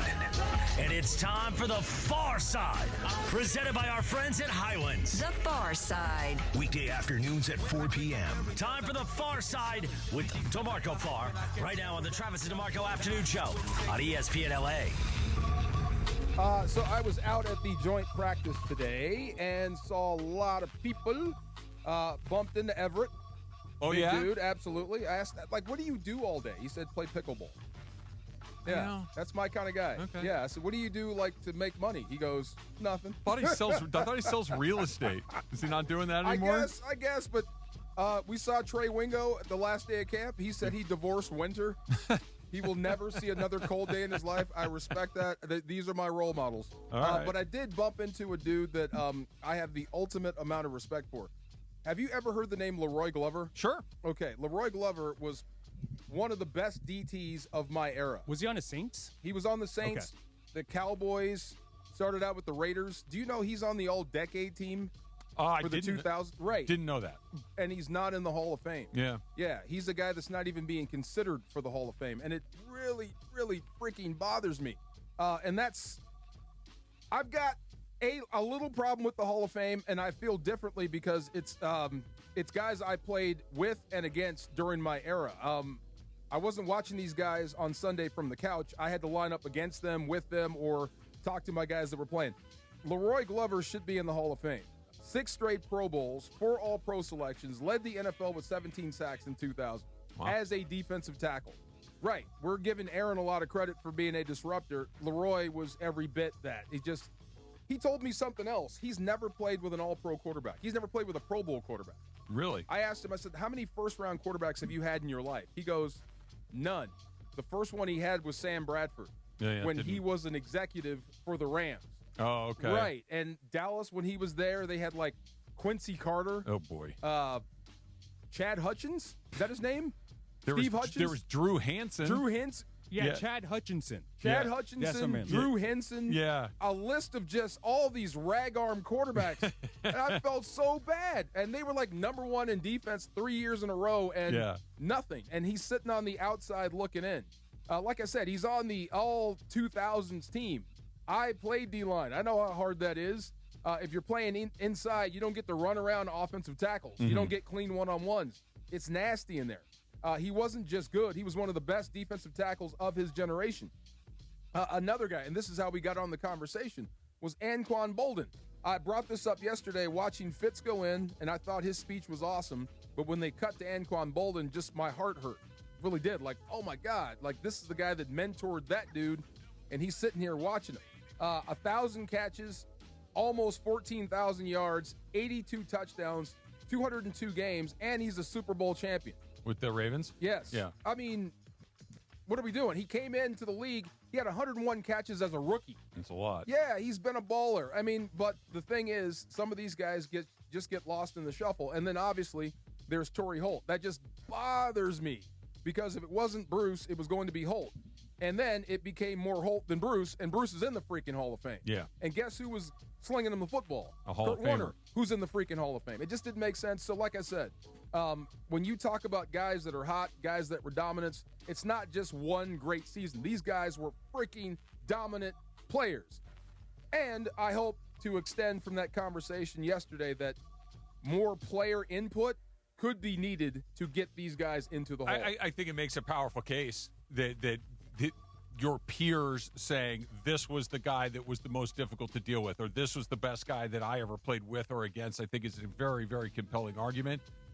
Like I mentioned yesterday, I think where it gets a little tricky is that it's harder for a fellow player to say no to a fellow player than it is for somebody that has no, like, you know these guys, you competed against these guys, you have a relationship with many of these guys, whereas somebody that's a little more removed, I think, allows them to be a little bit more clinical. I'm not saying it's the perfect system. It's not. But to just kind of, I don't have an emotional attachment to this. I'm just trying to look at this strictly through the statistics or whatever it is. Yeah. Look, the Hall of Fame is supposed to be hard to get into, but it shouldn't be that you're looking for the next Jerry Rice. You're looking for the next Emmitt Smith. You have to take it case by case. You know what I mean? Especially, I kind of go the other way, and but yeah. receiver, it gets weird. It really does because the numbers are going through the roof, and they're only going to go higher. But like I said, when a guy is on the freaking all-decade, No, that's impressive. right? That's 10 years of dominance. That's very impressive. To me, that says Hall of Fame. So I asked him a question, and I've known Leroy forever, and he's a very quiet guy. And I asked him point blank, "Do you care?" Yeah. And he said, "Yes." Yeah. Finally, like he really does care. Yeah. He's 52 now. Can you lobby? Well, I told him you need to be more vocal. Yeah. You need to do what Fletcher's doing. You need to remind people about how good you were. Yeah. Remind them that you were on the all-decade Who votes team. on the hall? A bunch of sports writers. Yeah. Like old sports writers and stuff? That's the issue with both halls. Well, at least, I don't know, is pro basketball the same thing? I'm not sure. I think I so. really don't Yes, know. it But is. baseball and football, that's the issue. That's the issue. It is. It's a part of the issue. I'm not saying it's not, but it's an issue. It absolutely is. But I do think you need some professional distance from this. Otherwise, you're going to vote in a bunch of your buddies. If you have a vote since like 30 years ago, you still have a vote now? Yes. As long as you are a member in good standing, I believe is the terminology that they use. But Okay. yeah. Okay, I've only known one guy that got his privileges taken away. He just disappeared on. As a matter of fact, I think he disappeared on Tory. Yeah, some guys just they tap the mat. They don't do it He's anymore. done. They just don't Yeah. want to do it anymore. Yep. Yeah. But it's not the only problem. It is a problem, but we've been talking about it for years. You just would like to have some player representation. I think that's in a good the idea. room. Yeah. I think it's a very good idea. Go ahead, Chris. Adam Vinatieri, the smoke he threw at Belichick over the weekend, that was good. That was good. It was really good. I wasn't expecting that out of a kicker. Neither was I. He took a shot at Peyton Manning, too. Yeah. And his wife. Yeah. No, he was up there. Like, I guess if a kicker can have swag, it's him. Yeah. I mean, because he made some big kicks for that team. Yeah. So why not, I guess? But I he thought was it up there funny owning it. with Peyton Manning sitting there. Remember Peyton Manning's big quote about my idiot kicker? By Mike Vanderjagt. Mike Vanderjagt. And here's one kicker you can't shut up. Yeah. There you go. Our idiot kicker gets on live TV. He's all liquored up. That was like the most pointed that you'd ever heard Manning. Now he says stuff all the time because he's not in the league anymore. Yeah. But at the time, you're like, okay, well, Mike Vanderjagt's done. He was like the first McAfee. Yeah. Yeah, he would have been that guy. Yeah. He was actually funny. That's really cool. And I think that was Irsay's tie he was wearing. It was. That was really cool. It was. I'm glad they have a nod to him. But yeah, the whole Hall of Fame was great. I'm glad for the guys that got in, but it just makes you pine away for the guys that should be in, that aren't being noticed. Go ahead, Go ahead, Chris. Belichick, I mean, it's kind of What? tough he's not there, right? Kind of tough. It's ridiculous. I mean, that's the issue. It's so that's ridiculous. my thing. So that's one of the issues with the pro football. Baseball, at this point, we're enough removed from the steroid era. We should have figured out a way to put Barry Bonds in the Hall of Fame. Also ridiculous. He should be in the Hall of Fame. Of course he should. Okay? A-Rod should be in the Hall of Fame. Whether it's an asterisk, whatever you want to create another wing, like to have a Bob Hall of Fame. Costas had the best idea of all of them. Yes. And that is? And Bob's idea is Steroid Hall of Fame? just tell the story. Right. Yeah. We That know the Barry truth. Bonds hit 700 and whatever the final number was, 775. I don't know the number. But and was also under a suspicion of performance-enhancing drug for the later part. Just put it in the story. Done. Because half the league was doing something Right, at that point. exactly. And when Brady Anderson's hitting 60 home runs, come on. It's part of baseball history. It's a museum to tell the history of the sport, and Barry Bonds is an enormous. Roger Clemens, Alex Rodriguez, all of these guys. You can't tell the story of 2000s baseball without those guys being in it. Just like when Did they ever pop positive? Or was it all speculation?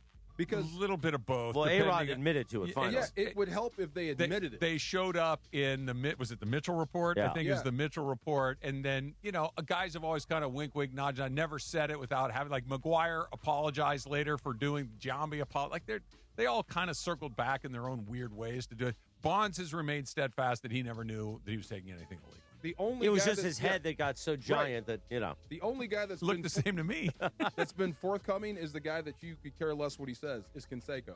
Yeah. Right. Yeah. Well, No, he was absolutely. way out in front of it early. Yes. Yeah, he was the one saying that the whole league was gassed up, and he was right. He was. Yeah. It's just like when you go to the Nixon Library in Yorba Linda. There's parts of it where it's like, yeah, so that happened. Like you can't tell the story without saying, Well, yeah, so we have this tape thing. Just tell and the whole story. There might have been Tell some the whole story. recordings Wow. and some stuff might have been said, and yeah, but he also opened up China, so there's that. There's that section. Why don't you walk over there if you want? Wait, what? I missed the part about Belichick not being there. Is He's the problem? not in the Hall of Fame. He Not yet. Well, Well, yeah, he got passed over last how time. does Bill Belichick get passed over? Come on. That should be a first ballot boom. Unanimous. He'll go Unanimous, without a doubt. He's going in. But don't you think it's wrong that he should have to wait? Take out all the stuff at UNC and take out all the stuff with the Patriots and how that all ended. Yes. Well, Come Travis, real quick, if you were up for the Hall of Fame and you made it into the Hall of Fame, would you really feel one way or the other if it wasn't the first year? If I were Bill Belichick, I would. Yes, I would. Even when your name like is called? if you made Clayton Kershaw wait a year, like, what are we doing? Right. Like, there are just some guys, when Tiger Woods, whenever he's eligible for, like, there are just some guys that we're not even having this conversation. Of course, just go in on the first ballot, no question about it. That the Belichick thing was clearly I'm on your side here, but yeah, there's been a few instances where he's been caught cheating. No, I understand. So, I mean, if you wanted to make a guy wait a year, I think he's qualified. I hear your point. I just think that if you're talking about, if you asked 100 football fans, who's the greatest NFL coach of all time, 85 or more of them are going to say it's Bill Belichick. That's a ticket to go in. But I wonder how many of those people are actually educated as to what he was doing. Yeah. I mean, but he's a no-brainer. But if you were Belichick and they get you in year 2, you'd be upset or happy? I'd be happy to go in, but okay. I would know that they did it for reasons to make me wait a year when other people By the way, at would least not. they cheated and won Super Bowls. Unlike the Clippers that cheat and are a disaster. I keep coming back to that. You're getting in trouble, and it didn't help you. It didn't at all. help you. The guy never played. Right. You paid him through all these dummy corps and By scoreboards. the way, And it the did dummy nothing. corp wasn't even a good dummy corp. The scoreboard thing was Wow. like, there was like one cutout to the whole thing. It's just like a straight line. So you paid Kawhi all this money on the side, and he never played And he for never you. played for you. Yeah. Oh, that was Wow. great, guys. I'm sure he feels terrible about it. Oh, yeah. He looks like he's really And by the way, that's the hung other up thing. on it. And quickly, because I had talked about East Central, then I know we've got a special guest coming up at 4:30. Here's the other thing. The reason why Uncle Dennis knew he had to do it and get Kawhi this extra money, because I think he does New Balance, but other than that, what endorsements does Kawhi do? Because he's got no personality. Have you seen his New Balance ad? No, it's not great. He's not doing a whole lot other than shooting a basketball. Because most players know if you're really good as Kawhi is, you can make hundreds of millions of dollars over your career doing endorsements. Of course. Just go actually do the endorsement. Well, that's the thing. Go plant those trees, go homeboy. Plant a tree. Do one commercial and say, when I buy a scoreboard, I don't go anywhere other than Daktronics. Yay, Daktronics. Just do that. And then you can take as much money from them as you want. But you got to at least do that.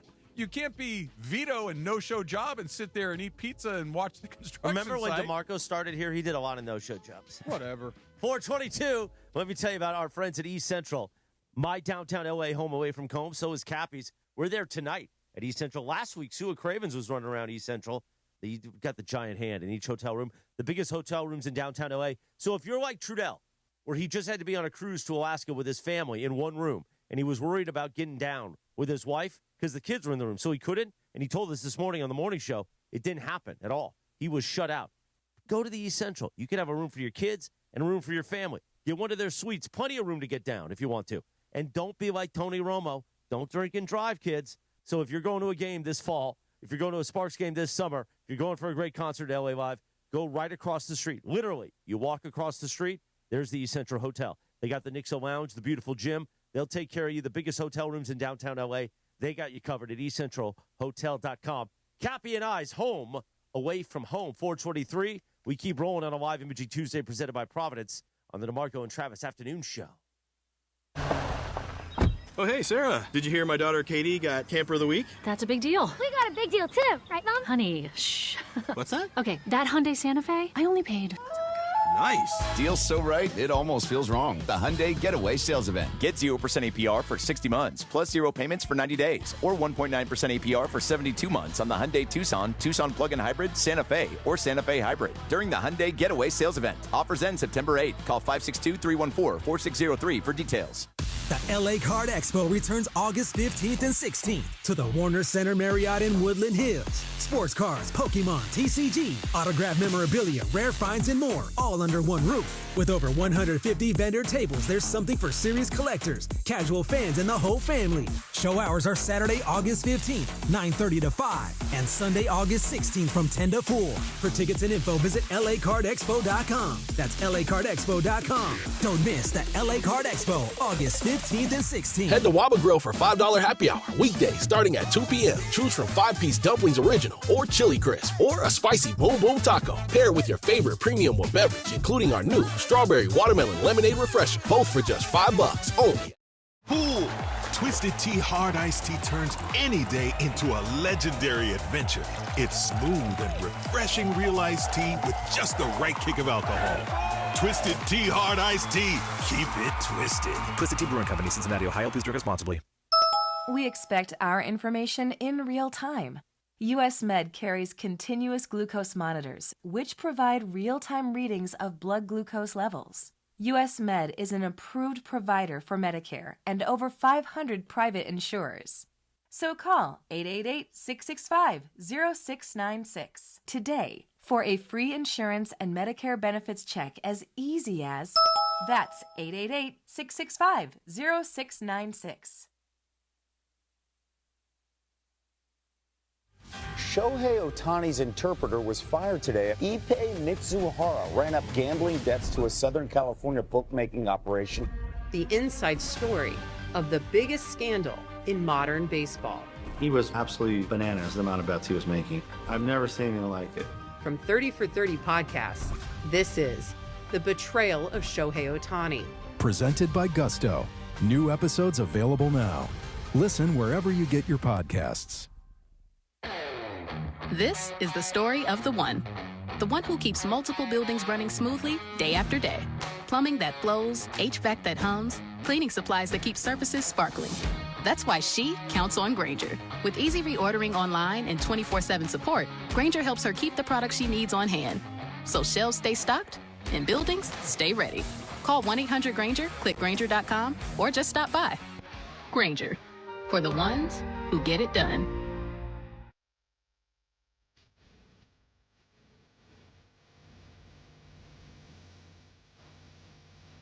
426 on a live imaging Tuesday, presented by Providence on the DeMarco and Travis Afternoon Show.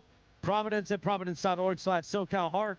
They remind you, whether you're cheering from the stands, spending time with the family, or enjoying an active lifestyle, a healthy heart can keep you in the game. Providence is here with expert heart care and compassionate support every day and every step of the way. Providence.org/SoCal Heart. We got a boxer coming up, DeMarco. Yeah, Teofimo Lopez is coming up next. He's going to call us at 4:30, right? Correct, sir. Yeah, we're going to have him for a few minutes.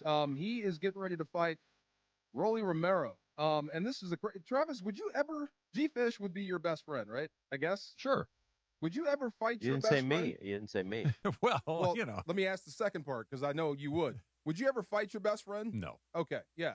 He and Rolly are actually friends. Okay. And they're getting ready to throw hands. Sometimes you have to do that in boxing.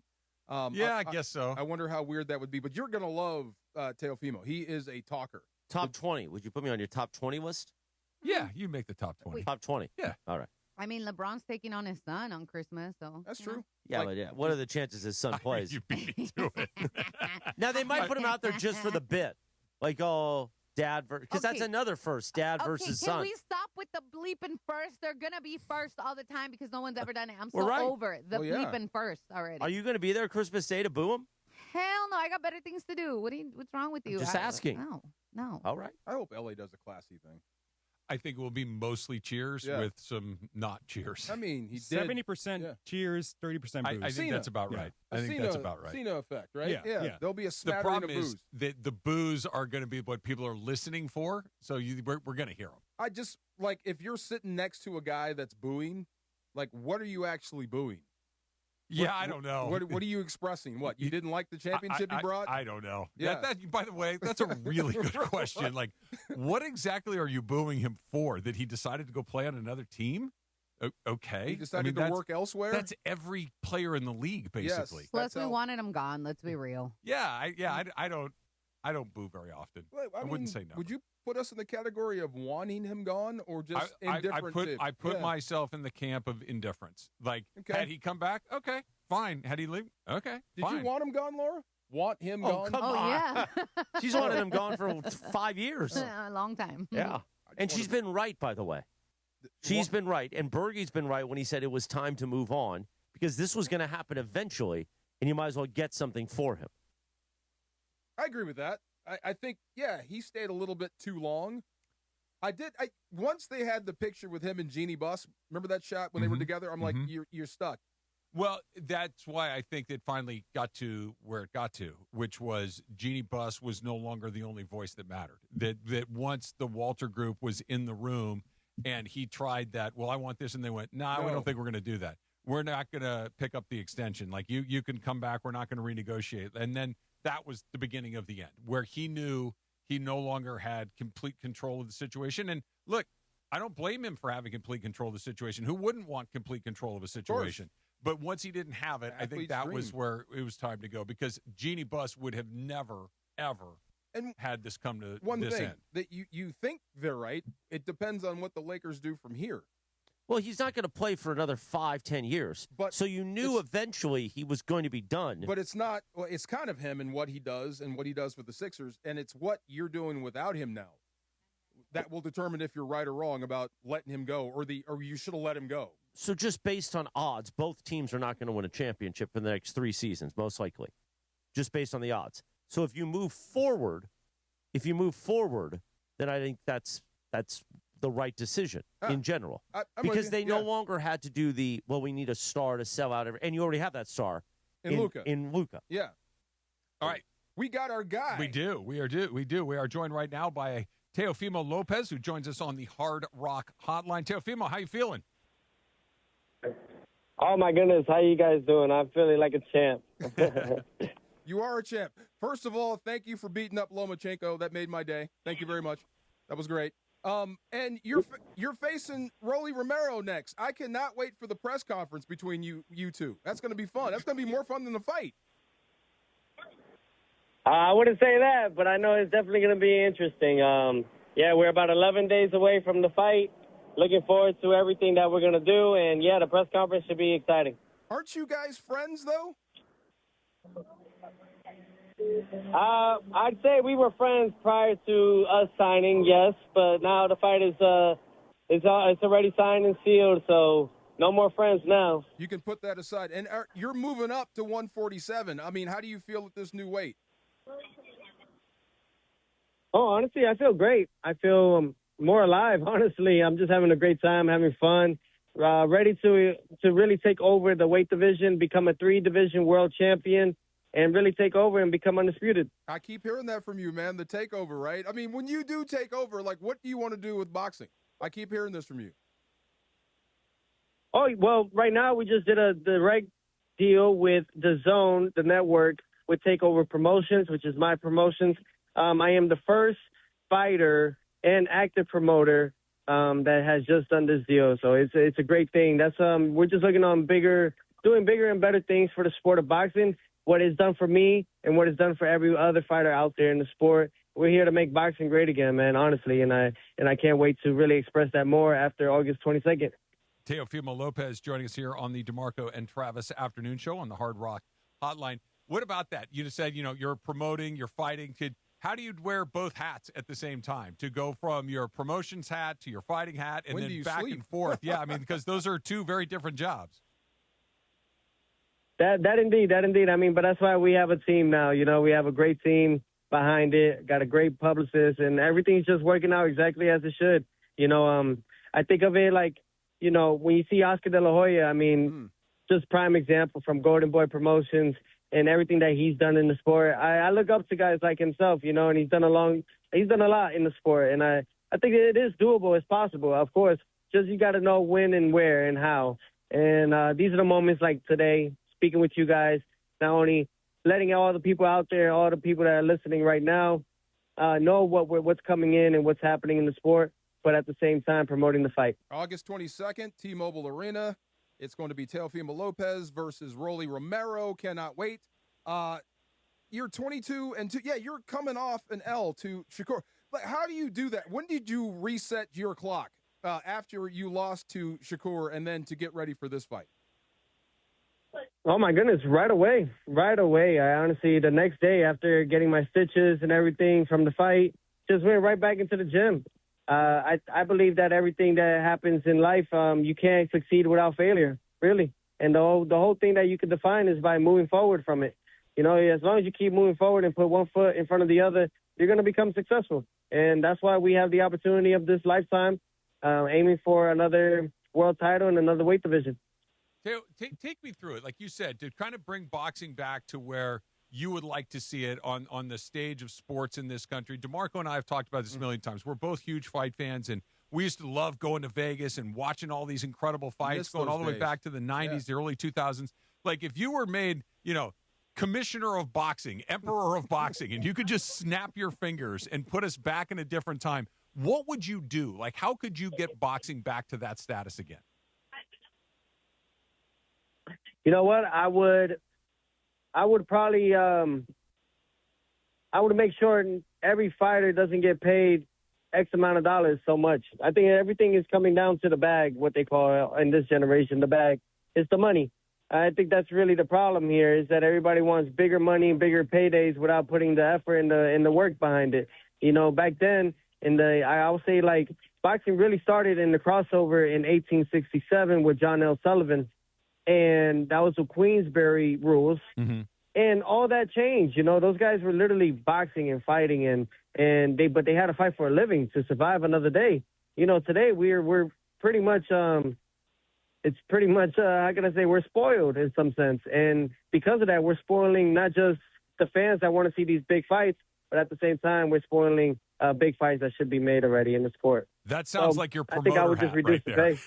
That was good. Yeah, that was really good. Yeah. Well, hey,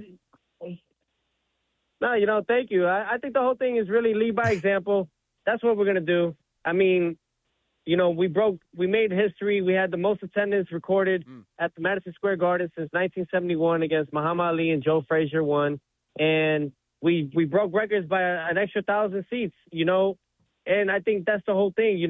Despite Muhammad Ali taking his first loss, they were both undefeated fighters, prime. That didn't stop them, and it didn't stop the greatest as like the likes of Muhammad Ali to become the greatest of all time. So I think that I'm just following those roots. I'm more traditional, old school fighter, and we just got to lead by example. Right now, we are these guys. We are the guys that the young fighters and young amateur fighters are looking up to, and it's time to lead by example. Hear, hear. Teo, since you're a promoter, do you have a young heavyweight that maybe you could stick on Jake Paul? I love it. Hey, you know something, man? I don't know. Look, Anthony Joshua, man. I mean, he just wired shut his whole jaw in their fight. So we'll see what happens to Jake Paul. He's still talking. I thought that would shut him up. He's still talking. Hey, but you know something? He hasn't been back in the ring. I'll tell you that much. Absolutely, man. Well, good luck, man. This will be the first time ever. I'm sorry, you got one? Yeah, I just want to know if, even though this fight that's coming up, T-Mobile Arena, it's not in New York, are you still going to strike the Heisman pros if you win? That's a burger spot. Hey, you know something? Why not, honestly? All you know right. what? I love all sports. I love all of it. College football is where it's at when it comes to it as well. And I'm just excited for everything, man. So I definitely expect all those great things. Who do you root for in college football? You know what? I had a liking to Notre Dame. Oh, hang up. They had their thing, man. Oh, hang up. Yeah. What? Hold up now. I can say a lot of things, but I think overall, man, it's just there's nothing like college football. Okay, one more. There is it. Who's your favorite pro team? Your favorite NFL team? NFL team. Man, I mean, you guys might kill me for this one, but I like the Bills, man. I like them. All right. But they get so close and then they're so far. That's a good one. Okay. We still love you. Well, good luck, man. This will be the first time I actually rooted for you in a fight. Really. You're like my Durant. Hey, well, Hey, you got it, man. Hey, the only thing different is we're not going to be saying no mas. Thanks, Teo. Good luck, man. Hey, take care, guys. Thank you so much. Thank you, Teo. That was awesome. Yeah. Wow. Teofimo Lopez. By the way, good student of the game right there to know the Roberto Duran no mas. Bang, right? Of course. Yes, Boy, sir. can you remember when that happened? We're like, He quit. Duran quit? He quit. Really? Yes. Duran quit in the middle of a fight? I can't wait for this fight. Rolly's a guy that you love to hate. Yeah. Yeah, you want to see him take a beating. Yeah. You and I both love boxing, and you still follow it more closely than I do now. I'm a little lost now. I looked at the rankings the other day. Yeah. I don't know half the guys anymore. Yeah. Yeah. It's weird.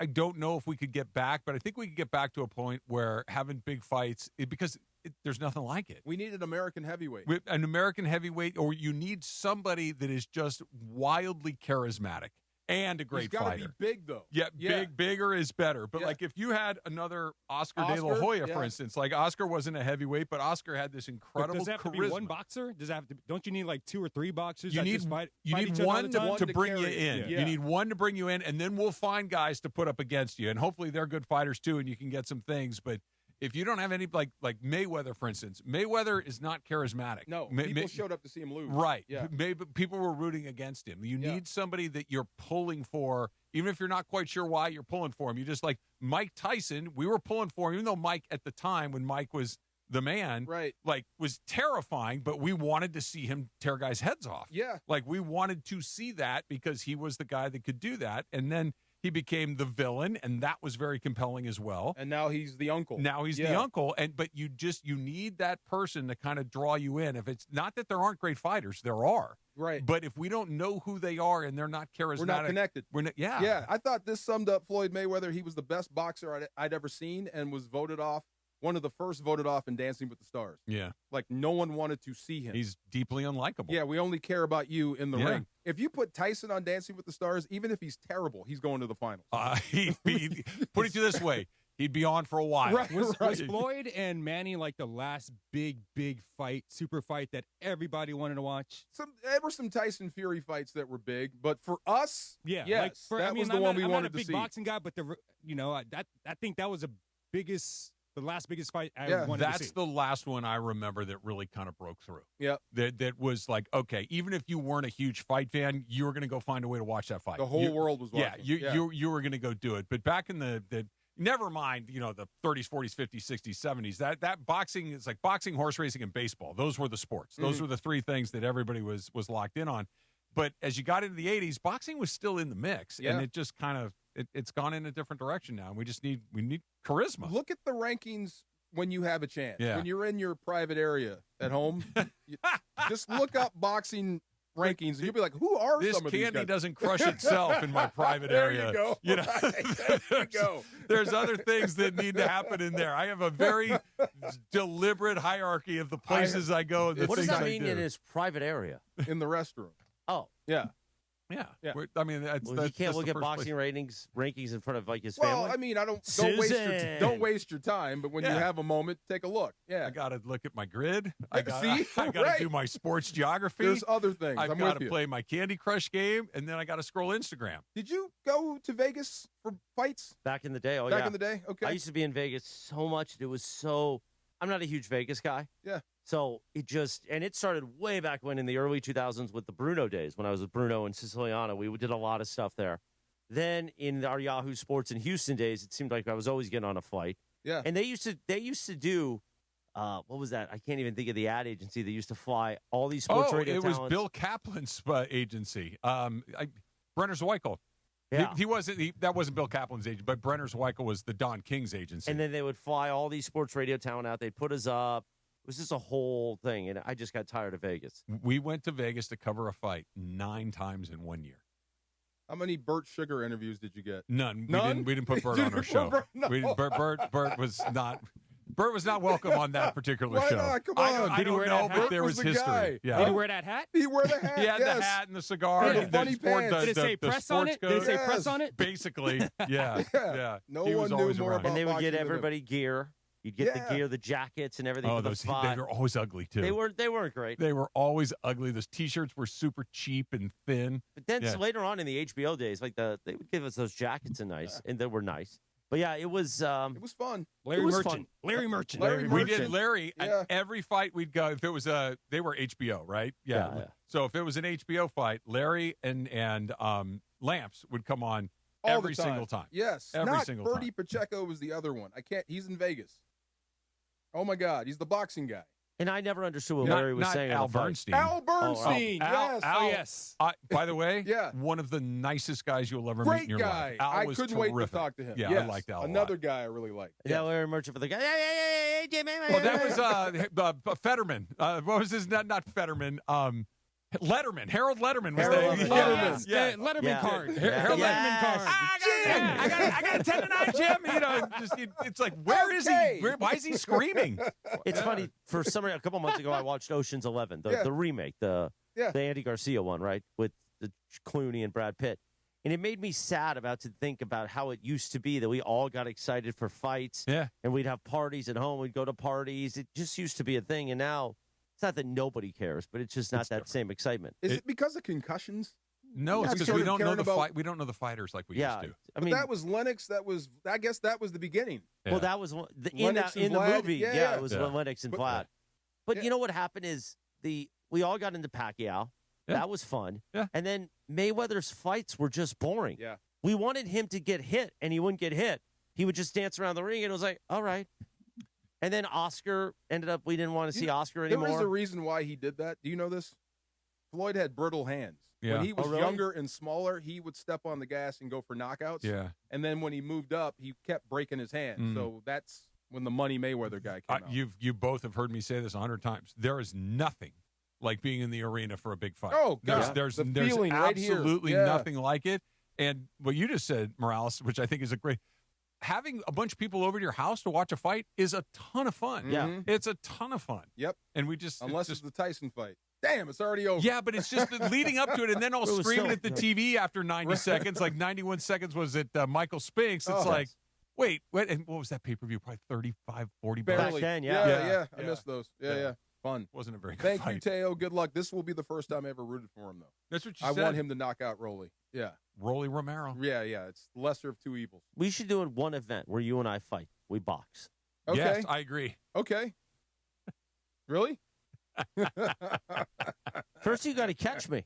That wouldn't be too hard. I think you can. That wouldn't be so hard. You think DeMarco could catch me? Absolutely. You yes. couldn't get away from me at all. Could Fungi be the ring girl?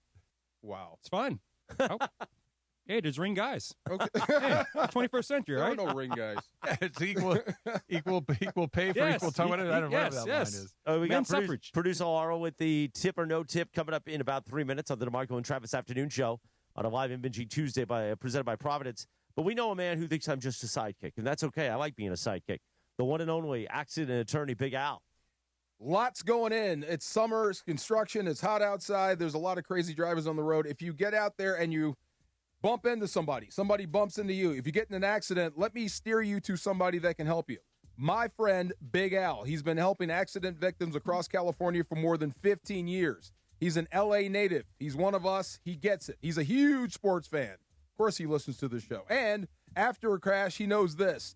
Things can get overwhelming, and I mean fast, between trying to deal with those insurance companies, and you know what I mean. When you're talking to those guys, they always feel like they're trying to rip you off or fast talk you. You have to get your car fixed. God forbid, if you're hurt, you have to find the right doctors. It can be a lot. It can turn your whole world upside down. This is where Big Al and his team will step in for you. Make sure you write this down. Lock this in your phone. 1-800-HURT-123. 1-800-HURT-123. Couldn't be easier. They'll help guide you through the process, protect your rights, help you understand what you may be entitled to. Really, this should be your first call. Here's the big thing. Don't let the insurance companies call the place for you. Make your first call to attorney Big Al. 1-800-HURT-123. They're available 24/7. He never closes. Your consultation is free. If there's no recovery, there is no fee. Can't lose. 1-800-HURT-123 or visit attorneybigalca.com.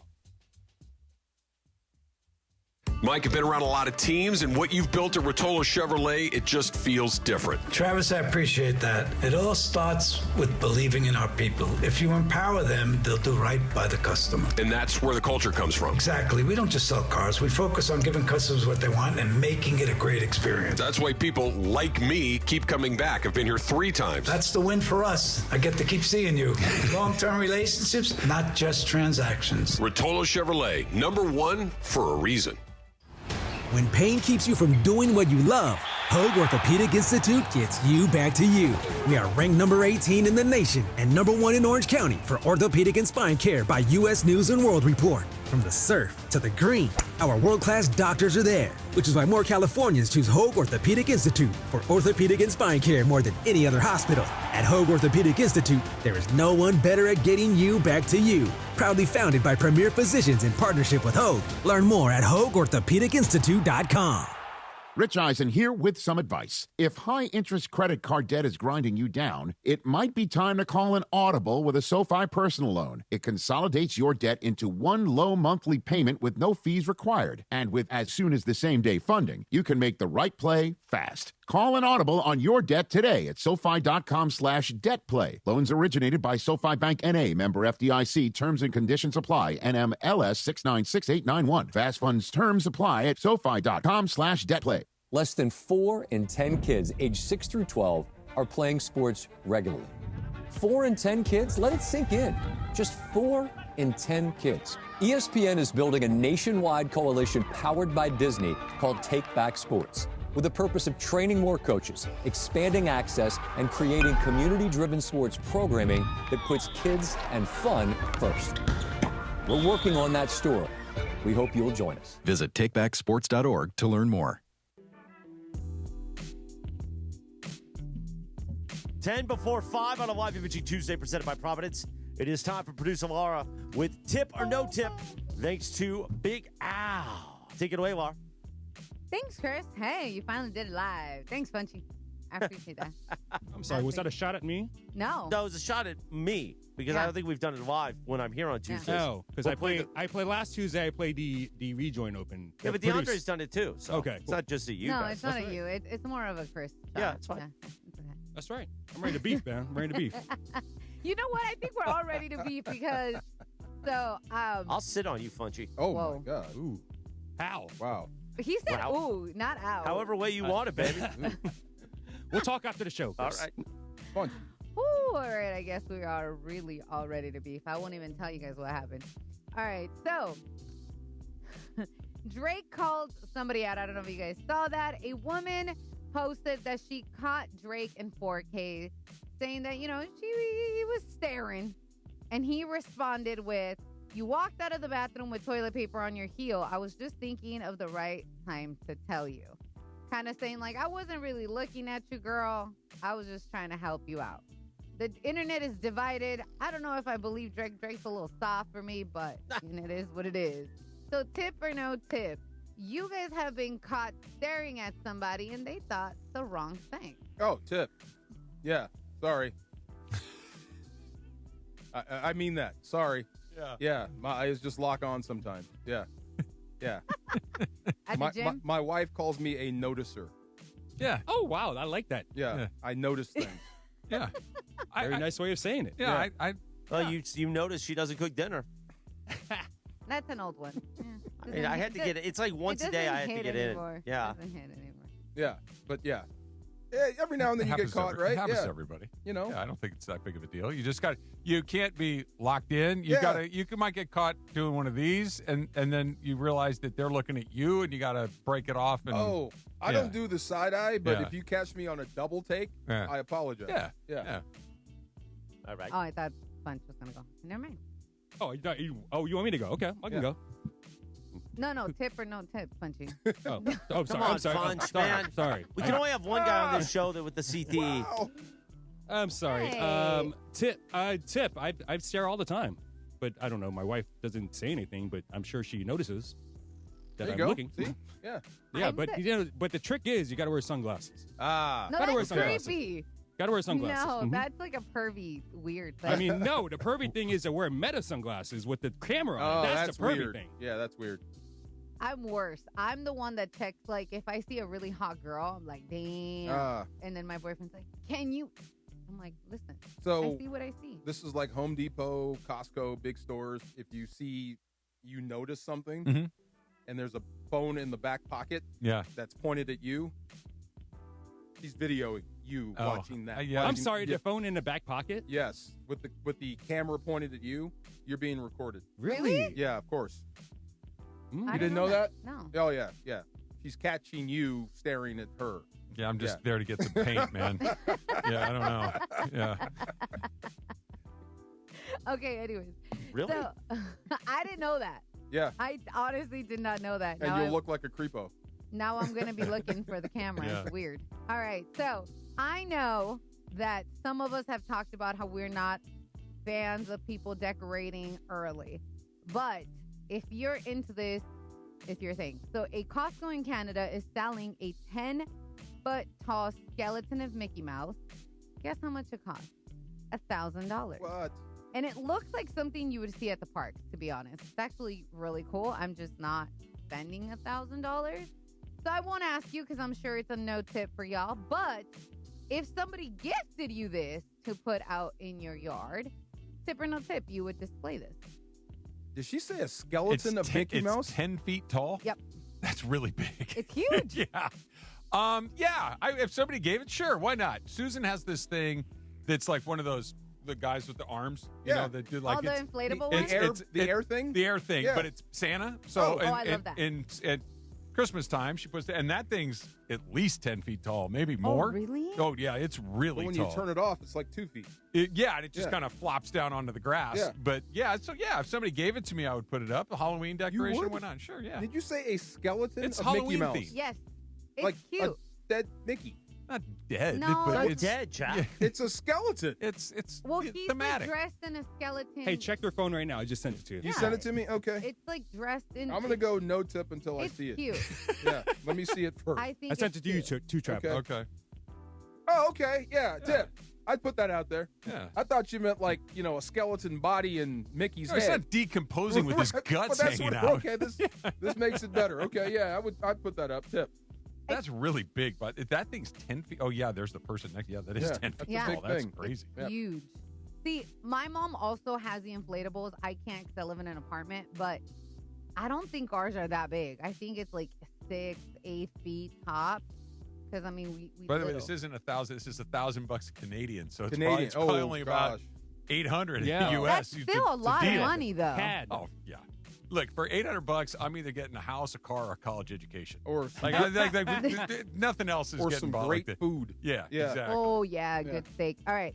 Here's one for us old folks. Okay, so a box of old Nintendo games were found in Wisconsin and is being called a once-in-a-generation discovery. Nearly 100 copies of previously unknown versions of Super Mario Brothers and Duck Hunt were uncovered. Okay, 3 of the cartridges are said to be auctioned off and can bring in millions of dollars. I remember having these, okay, and having to blow on them to have them work. So, tip or no tip? When you see things like this, it makes you wish that you would have saved a lot of this stuff. Oh, tip. Makes me nostalgic. I do. Yeah. I remember, didn't you have we used to think the cartridges would melt if we left them Melt? in too long? No. Oh, you played the game for too long? Played it too long, it would melt. Yeah. Yeah. I'm more like you. It makes me more nostalgic than it does anything else. It makes me, think about when you're a kid and all that stuff. But like the same exact thing. And instead of the video game cartridges, it's like baseball cards, right? These baseball cards that you would get as a kid, you fast forward 50 years later, they're worth tens of thousands, if not more. The reason that video game's worth that money, the reason those is because nobody did take care of them. There's only a few left that if everybody knew, then they wouldn't be worth anything because they're just little pieces of cardboard or whatever. But I'm the same way. Every time I see that, I'm like, man, that was really fun. That was Going really over to your cool. friend's house and hanging out and playing those video games, swimming or whatever it was. That's the first thing I think. One of. joystick, one button, and we're having a blast. Yeah, There you go. really fun. Yep. Okay, so, Trav, you talked about your man cave before. My murder room. Murder room. Yes. I've always wanted a woman cave that I love sports, so I would, but I'm not a man. But I saw this one, and it hurts and pains me to say that I love it, even though it's covered in Eagles stuff. So DeAndre back there, fan out. This is an Eagles super fan has this insane man cave. It has 5 TVs. It has also a fireplace, a treadmill, like the couch is super decked out, helmets on the top. It's super cool looking. So my question to you guys is, tip or no tip? If you could only pick one thing to have in your man cave, let me rephrase this. Tip or no tip? If you were only asked to have one thing in your man cave, would you still do it? Like, you could only have, like, the TV. Just one thing? Yeah, like, you could only have the TV. Well, I mean, no like couch. You just have to just on the floor. a TV, no couch? Yep. I'd still take the TV. I'd take the couch. You take the couch? Yeah, like The I don't want fortress to. of I don't solitude? want to stand and watch TV. Like I can sit on a couch and read a book or stare at my phone or something. You know what I mean? Yeah. But you can get comfy on the floor, but I can't. you can't. You can't? I love sleeping on the floor. Yeah, straightens out your back. Yeah. Give me it the cracks TV. it. Yeah. No, Okay. I'm not going castaway and sleeping on the floor. Give me a bed. Give me something soft and comfortable. Wow, that would yeah. be mean. Just no. one Get a thing? beanbag. Yeah. Nah, I'll take the couch. I had a buddy that would discipline his son that way. When he would screw up at school, he would take everything out of the room except for a mattress. That's like prison. On the floor. Yeah. Everything would be gone. Yeah. Just good Lord, man. Okay, I have something because Bunch, you said a beanbag, right? Yeah. Ooh.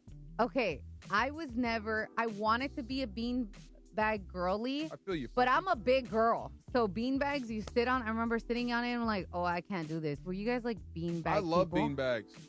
No. No. I love No. beanbags. No. The only problem is like if you're too big and you hit it too hard, Bust it. it busts and all that stuff. The little comes out. pebbles Right. of those white pebbles go everywhere. and you can't repair it. Did Yeah. you ever bust one? Of course. I Yeah. never even did. Well, I was smaller then. Did you ever get down on a beanbag? No. What's the purpose of a beanbag? Like, why? It's a Just a chair. place to sit. But why not have a But it's chair? not I don't comfortable. understand. 'Cause it was like, It is. I think No. people thought it was fun back in the day, Yeah. and it was like, kind Oh, of hip. Is it like the waterbed thing? Another I thing, never, like I never had a waterbed, but waterbeds that were was terrible. I It was a love, little I fun. love Oh. my waterbed. I had a Oh. blast. What was that chair that But had? now like, that I tried. remember, No. I did get down on a waterbed I one had But a time. blast. okay, but wasn't fun. It wasn't fun. No. Really? No. Yeah. No. You got to time it up. What was that big chair? Trust me. It was like Never mind, I'm not wicker. going there. That The was big like wicker cir- chair. and then you Wicker could like chair, yes. you Yeah. could place it on the Yeah. other smaller. Yes. So those weren't terrible. Nah. Those were Yeah. better. I'm with you. Try the beanbag. Try to, No, I've You're not a tried. floor- you're not I've a floor tried guy, beanbag. I Okay. no. Bunchy, are you a floor guy? You like? I can sit on the floor, but I don't usually sit on the floor at home. Oh, they're I have great. If hardwood. you like sitting on the floor, beanbags. Yeah, are if you have a perfect. carpet, you can sit on the floor. Just lay down. Yeah. Yeah. Perfect. There you go. Chair, bed, That's car. it. Yeah. Oh my Yeah. God. Not happening. No, man. Go Hard ahead. pass. Go Give ahead, me- Chris. Oh. I lay on the floor a lot when I'm at Stephanie's house in Otis's room. Because with bunnies, it's good to be floor. That's how you bond. Get with on them. their eye level. You get on their floor level. So a lot of Aw. times I'll sleep or take naps on the floor with her running around. Oh. You just knock out on the middle of the floor. Well, she's got we call it Bunny's Landing. She's got like a wizard's house. She's got rugs everywhere. Like her room is pretty decked out. So Sounds there's like it. yeah, though. So there's places where I'll like put a pillow down and just All rest right. with her. Yeah. Oh, no. yeah. I'm- A lot of hay though in the room. There's a of lot of hay. hay. Oh, for the. Bunnies eat Timothy hay. Oh, they eat the hay. Mhm. Oh, I thought they would eat like vegetables. We give her vegetables, but their main stuff should be hay. You Wouldn't don't hay, eat carrots? Wouldn't hay count as Carrots are actually not great I for thought them. hay's because of like the Wait, sugar. really? grass, right? Yeah. It's like they can eat a carrot for fun. Yeah. But you don't want to give bunnies too much sugar. So once in a while she'll have like fruit, like Wait a strawberries, minute, there's banana. sugar in carrots? Yeah, of Yes. course. Should What? we? Yeah. Are you kidding me? I love No. Travis's response. Yes. I know. Why do you think they put them in cakes? I don't know, because it's good. Because it's good. Yeah, I mean, like if you like, yes, there's sugar Yes, in there's sugar in there. Yes. Tip or no tip is brought to you by my guy, attorney Big Al. If you get into an accident, tip the scales in your favor. Make Big Al your first call. Don't go at it alone. Remember this number, 1-800-HURT-123, or visit attorneybigalca.com. All right, before we break here, I wanted to sneak one in. So Anthony Edwards and LaMelo Ball covered the flight bill for the Wolves, a team trip to Paris for the offseason workouts with Rudy Gobert. So I wanted to ask you crazies, if ESPN/Good Karma/Morales footed the bill for only like work people to go on a trip, tip or no tip, you would go? Where are we going? Great question. What's at stake? Well, here's the thing. You have to stick with the group. You can't. Where are don't we say- going? Yeah, where are you going? I don't know.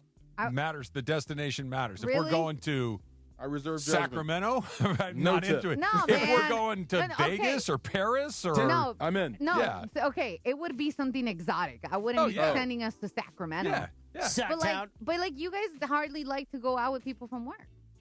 Well, I mean, that's true. Paris. But if it's an exotic Yeah. location, yes. Las Vegas. Yeah. Yeah. That's not exotic. Yeah. Not I mean, really. it can be. Not really. Yeah. If it's free, it is. It's trashy. There you go. Like, it's trashy, but not. Yeah, it depends on where you go. There you Pretty go. nice spots in Vegas. You gotta know some if you people. know By the where to way, look. J9861, we love Jay. He's a P1. In the YouTube chat says, Laura, a freak, low key, huh? No, What? Why? It's not that low key. Wait, what? If you've been listening to Laura on ESPN LA for the last 5 years, you know it ain't that low key. She doesn't hide it. First of all, I've been here for 7. Oh, so 7 there's years. She that. plays it off, too. Has it really been 7 years? Yeah, Oh. 2019. All right. But also, It I ain't don't low hide key, though. it. It don't ain't low key. I've never hit it. All right. I've said it. I'm worse than the guys. I've always said 504 on a Live Imaging Tuesday, presented by Providence. Go ahead, Trav. No, you go ahead. All right, we got 30 minutes nonstop next on the DeMarco and Travis Afternoon Show on ESPN LA. Hey, it's Oral Hershiser. Can you believe I have my name on a building? I can't, but I'm grateful and I'm humbled. And here in Chino at Oral Hershiser Chevrolet, we love Chino. We love the people of this neighborhood, of this community, and the surrounding community, and we are here to serve. We're here to serve the same way I served you on the mound, the way I'm serving you on the microphone, and the way we follow and watch champions and championships. The LA Card Expo returns August 15th and 16th to the Warner Center Marriott in Woodland Hills. Sports cars, Pokemon, TCG, autographed memorabilia, rare finds, and more, all under one roof. With over 150 vendor tables, there's something for serious collectors, casual fans, and the whole family. Show hours are Saturday, August 15th, 9:30 to 5, and Sunday, August 16th from 10 to 4. For tickets and info, visit lacardexpo.com. That's lacardexpo.com. Don't miss the LA Card Expo, August 15th and 16th. Hey guys, it's John Ireland. In all my years of covering sports, one thing is for certain. Great teams walk in with a playbook. So why face your family's future without one? Globe Life makes protecting the people you love simple. And with Globe Life, it's never been easier. You can apply for coverage online or with an agent in just minutes. No complicated strategy, just straightforward protection from a name you already trust. Get your free quote today at globelifeinsurance.com. Good Karma Brands is proud to be an equal opportunity employer, providing equal employment, development, and advancement opportunities to all teammates and applicants. To learn more about careers with us, please send an email to talentacquisition@goodkarmabrands.com. That's talentacquisition@goodkarmabrands.com. 710 ESPN, your home for the 17-time world champion Lakers. KSPN Los Angeles, a Good Karma Brands radio station. You gotta be careful when you go through security with those things, you know? Oh. TSA don't want to know about what you got planned for the weekend. 506 on a Live Imaging Tuesday presented by Providence. Yes, Providence reminds you of providence.org/SoCal Heart. Great teams know success comes from preparation. The same is true for your heart, Jack. Providence encourages you to know your numbers, stay active, and make heart-healthy choices that can help keep you in the game for years to come. For instance, providence.org/SoCal Heart. Cappy and I are going to walk over to the Planet Fitness at 5th and Broadway. All right. When we get off the air here. Him and I have never lifted together. Like, we've lifted at East Oh, Central. you're lifting today. But never like a major gym. He's pretty strong, I'm going to guess, right? Yeah. He's in shape a little bit. You Yeah. got to spot him? He is. You have to spot him? He'll be all right. Well, we're not lifting. We're not maxing out like we're in a weight room in the 80s. I mean, You're going to hit. But still, he's going to need a spot, though. He's 54 years old, and I'm a heart patient. I mean, no. So the other day, I so can just picture you at the bar on your back, like doing full back squats with 4 plates on each side. no. That's Speaking of amazing. that, so Sunday I'm at the Planet Fitness in Whittier. I joined the Planet Fitness because there was one right down the street from awesome. Stephanie's house. So when I'm at her house, I can work out and lift a little bit now that I'm cleared to lift. So when I was in high school and I was playing ball, I was playing basketball, I could maybe leg press 400 pounds. Like, it was a big deal, right? Yeah. Then as I got in my 20s, I was working out more with, remember, producer Raj and some different guys. I got up to like 750, 800, and that was like a big deal. Yeah. Sunday, I'm like trying to put up 120, and my legs are shaking. Oh, man. I'm like, man, I'm old. It happens to It'll come everybody. back. It'll come back fast. Oh. It'll come back. Good luck. Creatine. Can you take creatine? No, I can't take creatine. Why can't you take creatine? Yeah, Is it because of the heart? well, just because of the medication I'm on. DeAndre, you on the mic? How much do you leg press, homeboy? I'm probably around 700. Yeah. I'd pay money to watch him leg press. That's weird. That's so weird. In those little shorts of his? Oh, my God. Okay, la. Wow. Oh, yeah, only for leg day, baby. The little shorts. Yeah, that's right. Remember that video you did in the little shorts when you did the squats? Yep. And Cappy and I's And jaws he got him were like... excited. When you were playing, how much did you leg press? Oh, I don't know. Like 1,000? I don't know. I have no idea. I mean... You were probably pretty good in the weight room, I'm guessing. Yeah. I mean, I don't know. I mean, it's just for reps. Yeah. Yeah. I don't remember like a 600-700 leg press. Yeah. Yeah. That's pretty stout. What about on the bench? 5 once. Wow. Yeah, one time. That's a lot of weight. Yeah, one weight. time, and I trained for it. Yeah. Yeah. Yeah. Was this when you were in the NFL? Going into the NFL. Okay. Yeah. Yeah. They actually UW got pissed. Like, where'd all the strength come from? Yeah, oh. Yeah. Well, this actually matters going to the next level. Yeah, I'm about to go get paid. I'm about to try to get paid right now. Yeah, but just one time. Right. And Aaron Donald just messes around with that. He's ridiculous. Sleep. Speaking of that, Ethan Evans stopped powerlifting. I told you this. Yeah. His dad was into that, right? His dad is a world champion bench presser. Bench presser. So he hit his 2,000 pounds last offseason. Explain what that is. That's bench, deadlift, and squat. So a 2,000-pound total. Absurd. That's ridiculous, right? That is absurd. That's stupid strong. So he's hit it. That was his Mount Everest. He's done with it, and now he's going to be more of a hang time punter. Okay. Yeah, so the strongest guy on the team is about to let the ball have it. All right, so I'm glad that he's working on his thing, but is there a chance, and maybe even a good chance, that by the time they get to Australia here in a few weeks, that they're going to be there without their left tackle and Puka Nacua? Good chance. I mean, it's still out there, and we talking about it today, walking around those joint practices. Yeah. No one was really talking about, suspensions or punishment for AJ, Alar Jackson, or Puka. And then when I get here, then I find out Schefter was talking about it. Yeah. So doing some digging a little bit, the NFL was here. I guess they're meeting with those guys today. And I told you a lot rides on those conversations. Yeah. So I think you'll find out what the punishment will be soon. Here's the thing. If you don't punish them or suspend them or discipline them, is there going to be backlash from the public? No. You don't think so? I don't. Okay. And whatever there is, it will be very, very minor because Puka's a star, so Puka might generate a little bit more attention, but there's no criminal charges that are still pending in this. I forget what the terminology is. They basically said, we're just going to set it over there. Don't do anything else. If you do something else, we're going to reactivate it. I forget what the terminology is. But clearly there was some stuff going on that van or whatever that I think everybody was involved in. So it's just kind of one of those, let's just have it go. I think he's probably going to have a very uncomfortable conversation, whether that's with Roger Goodell or whoever.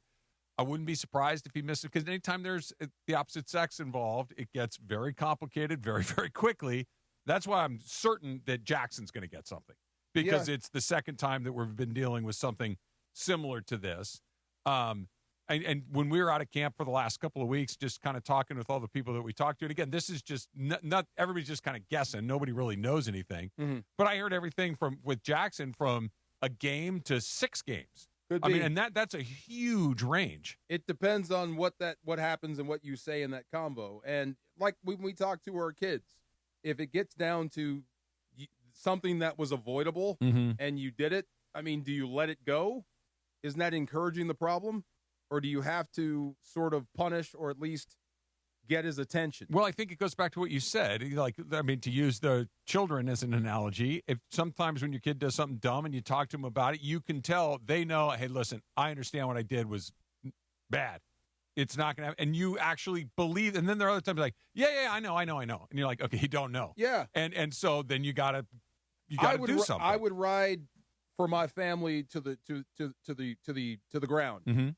But as a commissioner, I mean, you're trusting the guy if he says, I'll never do it again. He already has. That's the problem with Jackson. Well, that's what I mean. Yeah. And Puka too. Like you're trusting, like I believe you, but I have to CYA too. I have to at least come down on you and punish you. That's a very good point. You know what I mean? Because if you do it again, and I've unleashed a monster. Yeah, if you do it again, then there is hey, he did it the first time and you didn't do anything. What did you expect? Right. Now I'm on Front Street, right. So you may have to do something. So, like I said, if it's one game, how about if I give you both Arizona? I don't think it works like that. I wish it did, but I don't. Right. I don't think you could horse trade with your suspension. Like, hey, listen, Raj, really would not rather miss that Niner game. How about I give you 2? How about that? How about both? I'll make them both division games. I'll take Just both ask of them. Just ask him. I'll sit down for 2 Arizona. What's the bigger lot? Let's assume they're both not there. What's the bigger? AJ. Because you got Stafford's your quarterback. He's a non-mobile guy, and you saw what happened last year when AJ wasn't in the lineup. Yeah. Stafford was under siege. And one hit could be the one. You know what I mean? So I think that's the bigger loss. You got more receivers. You can get by with Devontae. You can get by with these tight ends. You got a boatload of tight ends. You can run the too. ball, absolutely, but you can't cover up for your best left tackle. That's the thing that scares me. Do they need to go find somebody? Well, I mean, it depends. That's the thing. Because the 2 options are David Questenberry, who's been around a long time. Older guy. Not who's exactly. running with the 2s now. Right. Not exactly in the prime of his career. And then you got a rookie who is cross-training to play every position on the O-line. So, okay. So I told you when we were out to start camp, your job number 1 was to get Ty Simpson ready or make that decision. Can he be your 2 or 3 quarterback? Number 2 is for preseason, you got to see as much Trost at left tackle as possible to see if he's a viable candidate. If not, you're going to have to start looking on the street. Yeah. Yeah. Pretty, 2 pretty good lessons in life. Don't hit a woman. And don't be anti-Semitic. If you avoid those 2 things, you're doing all right in life. The road opens up a little bit. Yeah. And unfortunately, as much as Puka's amazing, and he seems genuinely like a nice person, poor choices. And that's really bad. And AJ, I mean, again, to Travis's point, it's been a thing. This is number 2. Yeah. So just avoid those in life. Yeah. They need to. He's missing time. The question is, if it's a game or 2, maybe you just bite down and hope that you can get through it with a rookie or a veteran that's maybe not at the peak of his powers and scheme around it. You do the best that you possibly can. If he gets dinged for 4 or more, now I got to make different decisions. That's a season changer. Absolutely. That's a whole 6 month. games is a third of the year. That's where you start looking on the street. Yeah. Yeah. And what's on the street's probably not great. Or that's where preseason becomes ultra important because you may have a guy, and this is a very offensive line friendly offense, and they can tailor it 3 different ways. But you just have to have a guy that's credible. Because, like you said, you saw what happened last year when AJ wasn't there. Yeah, it wasn't great. Are you excited for Saturday to be back on the team plane headed to Kansas City? Friday, yeah. Friday, but Yeah, I am. I really am excited. I love starting off in Arrowhead. And the home of the Chiefs. I love it when the rookies. It's back to Arrowhead now. They dropped the corporate sponsorship. Yeah. I love it when the rookies have no idea it's coming and they jump. It's so funny. That's very funny. So, I'm what are very you looking excited. to see? You mentioned Simpson. He's obviously going to play. Trost. I want to see Jarquez Hunter run. Okay. I want to see Simpson and Bennett. Bennett had a rough. You think Bennett's going to play? Well, he had a rough practice today. Okay. That joint practice against the Cowboys, they were all over him. He threw a couple of picks. So I would like to see him in a preseason game if he's going to be your number 2. Hey, Jimmy, what's up? I mean, are we not making that call? If he's had a rough practice, if this game on Saturday goes a certain way with Ty Simpson and it looks a little ragged and Bennett's not quite ready, you should do a Stetson Bennett voice. All in, and I needed to listen to him a little bit. It was a tough day out there. I'm a little guy. All in is all in, and this is, I know I've used the analogy, but this is the exhaust port on the Death Star. It really, truly is. Yeah. And if you're just leaving it uncovered like this and somebody comes through and blows up Matthew Stafford, you can't just like your boyfriend, Laura. Baby, don't forget Jimmy's number. Keep him on speed dial just in case. And I heard something about. It took me a moment to get it. Gotcha. Then I got it. Derek Carr. Did you hear about that one? Okay. Yeah. He's coaching at UCLA now. Yeah, maybe he's just staying. He's staying local. He's got to get a few throws in, and by the way, fine. He's staying local. Fine. Like that. It's not perfect, but it's better than somebody that's never played before. If something happens to Stafford, he might be the best quarterback in LA. How rough was Bennett's practice today? Dallas, the defense is always going to be ahead of the offense this early in camp. But, Yeah. They picked him off pretty good. They made him look small. Yeah, well, he is small. Yeah. Well, that's the thing. Like Drew Brees was small. It just didn't look like it because of how he played. Drew Brees was Drew Brees, and with all due respect to Steph, like when you are dealing with a skill set that is not Hall of Fame talent, right? And you're dealing with it at, what is he, 5'10" or 11? Maybe. Yeah. So good luck. Yeah. So I would like to see him take a few reps, just to get a little more data on him. Yeah. To have an informed decision, but I would bet Ty Simpson all the way through. He's going to need the work. Yeah. Yeah, just to get the calls in and learn how this system works. I think that it's a little bit like spring training in the sense that if you go out there and you get a bunch of hits off of guys that are going to be in Double-A, okay, it's better than not getting hits off of them, but there are guys in Double-A. It's different. If you don't get hits off a guy double, it's like, uh-oh, and it kind of feels the same thing. Like if the Chiefs are going to throw a super vanilla scheme at Simpson, when Andy Reid already said that's what they're going to do, and he struggles with it, it's like, oh boy. And even if he doesn't struggle with it, it's like, yeah, but that's not anything like you're going to see in a real game. That's true. What was it, Carson Beck? Yeah, I tore him up. He did. And when they asked his coach, like, how did he look? He said it looked exactly like it did in practice. You know why? Because it was.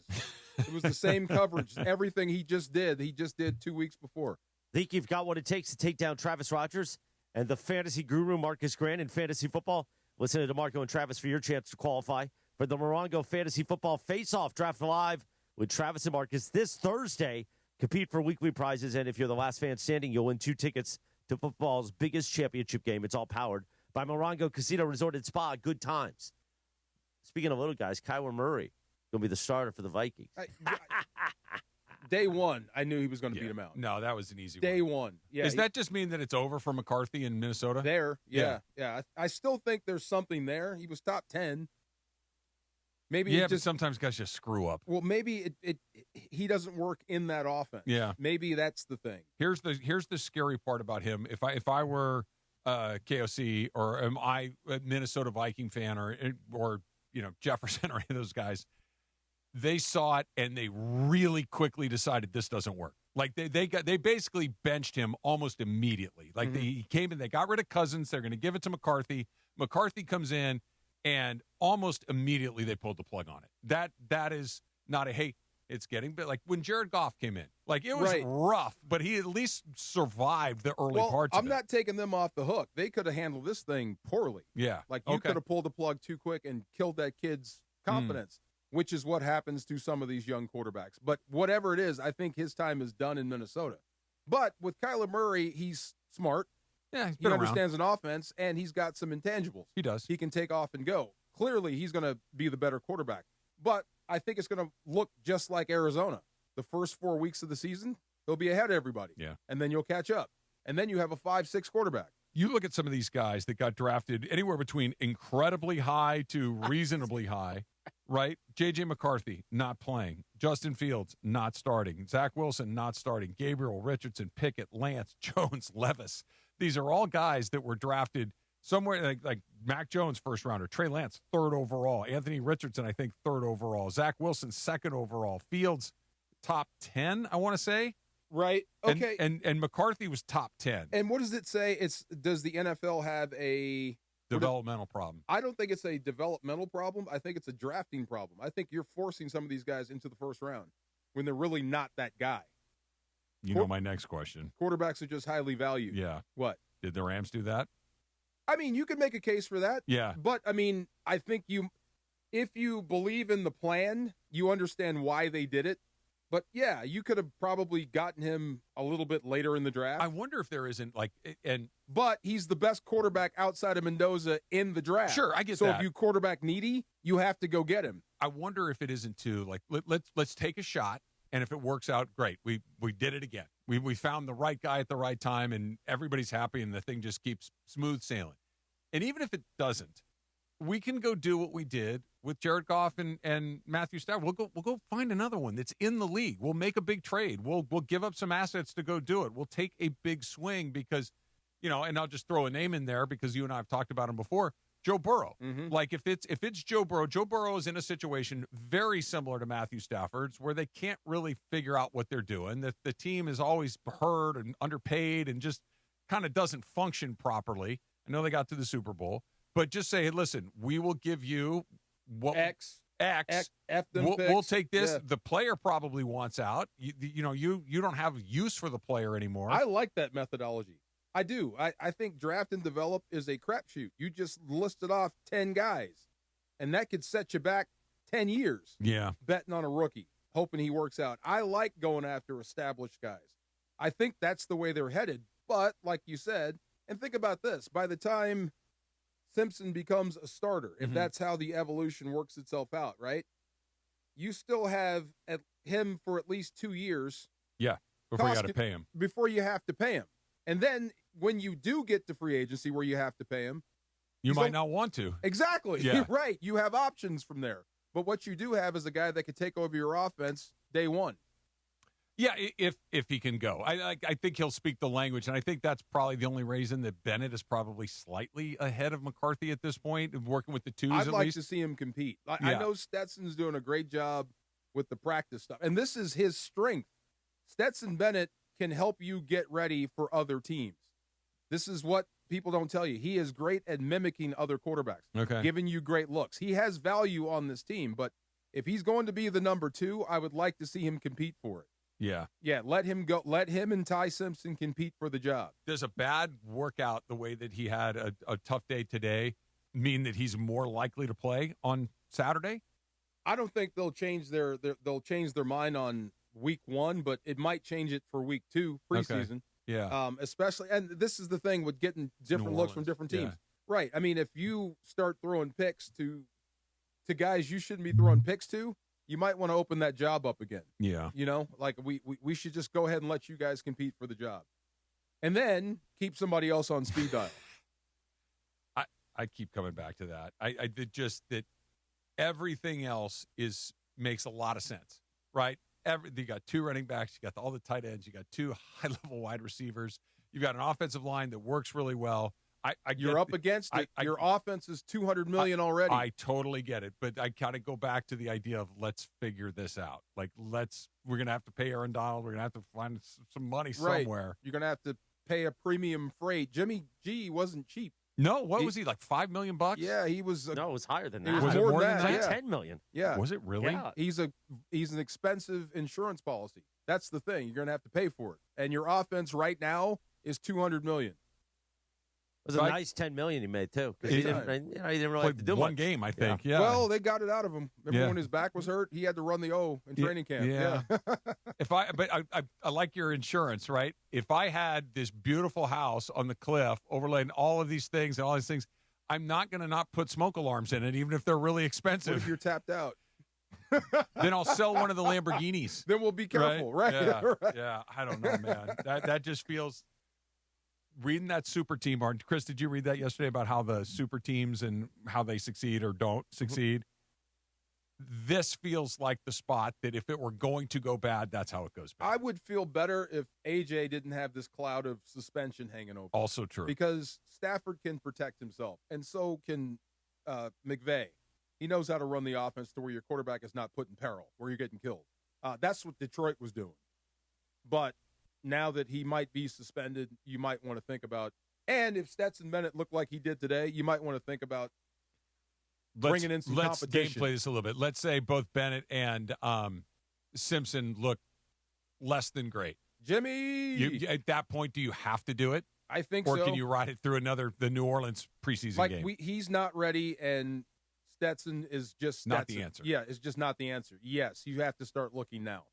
Yeah, before somebody else snatches them up. Because you know what happens. Guys get hurt. And there's other jobs. Right. Oh, yeah. Right. You better call him now. Carr doesn't sound like so bad. Yeah. When I heard he was at UCLA, I'm like, oh, he's staying local.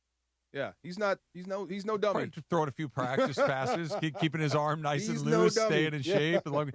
He went into Dave Roberts' office the other day. A couple of UCLA guys just hanging out and having a good time. There you go. Just smacking it around like kids. Just smacking it around. Blake Snell tonight, DeMarco. Does that mean Stetson's going to go back to the practice squad? Could be. Is he still eligible for the practice? I don't know the rules. I have to look that up, but he does have. Is there a value. time where you age out? I'm not being funny. But really? I don't know. I think the rules have changed. Yeah. Okay. You can get him back. You can't put Simpson on practice squad. Somebody will grab him in a heartbeat. Right. Okay. But Stetson, you can. So when you designate somebody from the practice squad, the other teams in the league, if they want him, they can take him, but they have to put him on the active roster. Correct. Yeah. Right. Yeah. How much you make on the practice squad? Does it depend? Somebody asked me. You make a pretty good living. Yeah. Right. Yeah. You make a pretty good Couple living. 100,000? Yeah. I mean, not compared to the starters, but to the rest of America, you make a pretty good living. You can make up to $13,000 per week. Yeah. That's not It's bad. not bad. Really good. No, that's a good And all you do is practice. Yeah. No game. Yeah. Yeah. Although you got to be ready just in case, right? It's like the backup quarterback. There is no age. There's no age restriction now. All right. Okay. Yeah. Well, good for Stetson There you Bennett go. because he's been around for a minute. He's and been he got a around. little bit of a late start along the way. We got a little straight up coming up next, Chris. How did he do it in college? He had NFL players at every position on that team. It was 21 NFL guys and him. How did he see over the line, though? He was like 24. Because here's the Did thing. he jump when he threw? The gaps. The guy chasing his receiver was 10 yards behind him. That is true. You just kind of throw it over there, and I'll just run over there and get it. Little straight up coming up next. And caller number 7 right now. Caller 7 at 877-710-ESPN. You win on the DeMarco and Travis Afternoon Show. One spot to be in the Morongo Fantasy Football Face-Off. This Thursday with Travis and Marcus at Morongo Casino Resort and Spa. Caller number 7, 877-710-ESPN. You get a spot now.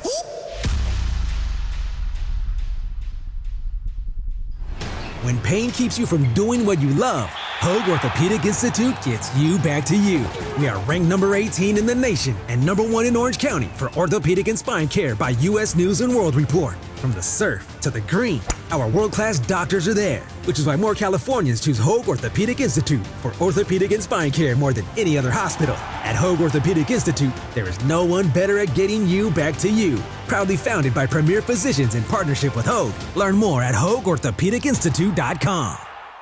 From blockbuster trades and coaching moves to buzzer beaters and breaking headlines, ESPN Los Angeles is your home for the stories that move the sports world. ESPN LA Breaking News is powered by Valvoline Instant Oil Change. Home of the 15-minute drive-through oil change. Pull up, drive in, and let Valvoline's expert technicians keep your vehicle performing at its peak, so you're always ready for the next big play. Visit SoCalOilChange.com for game-winning coupons and to find a Valvoline Instant Oil Change near you. Keeping Southern California moving and powering ESPN LA Breaking News. Prizes, flyaways, even cash money. You want it? We've got it. Find a list of all contests and official rules by visiting ESPNLAcontests.com. That's ESPNLAcontests.com.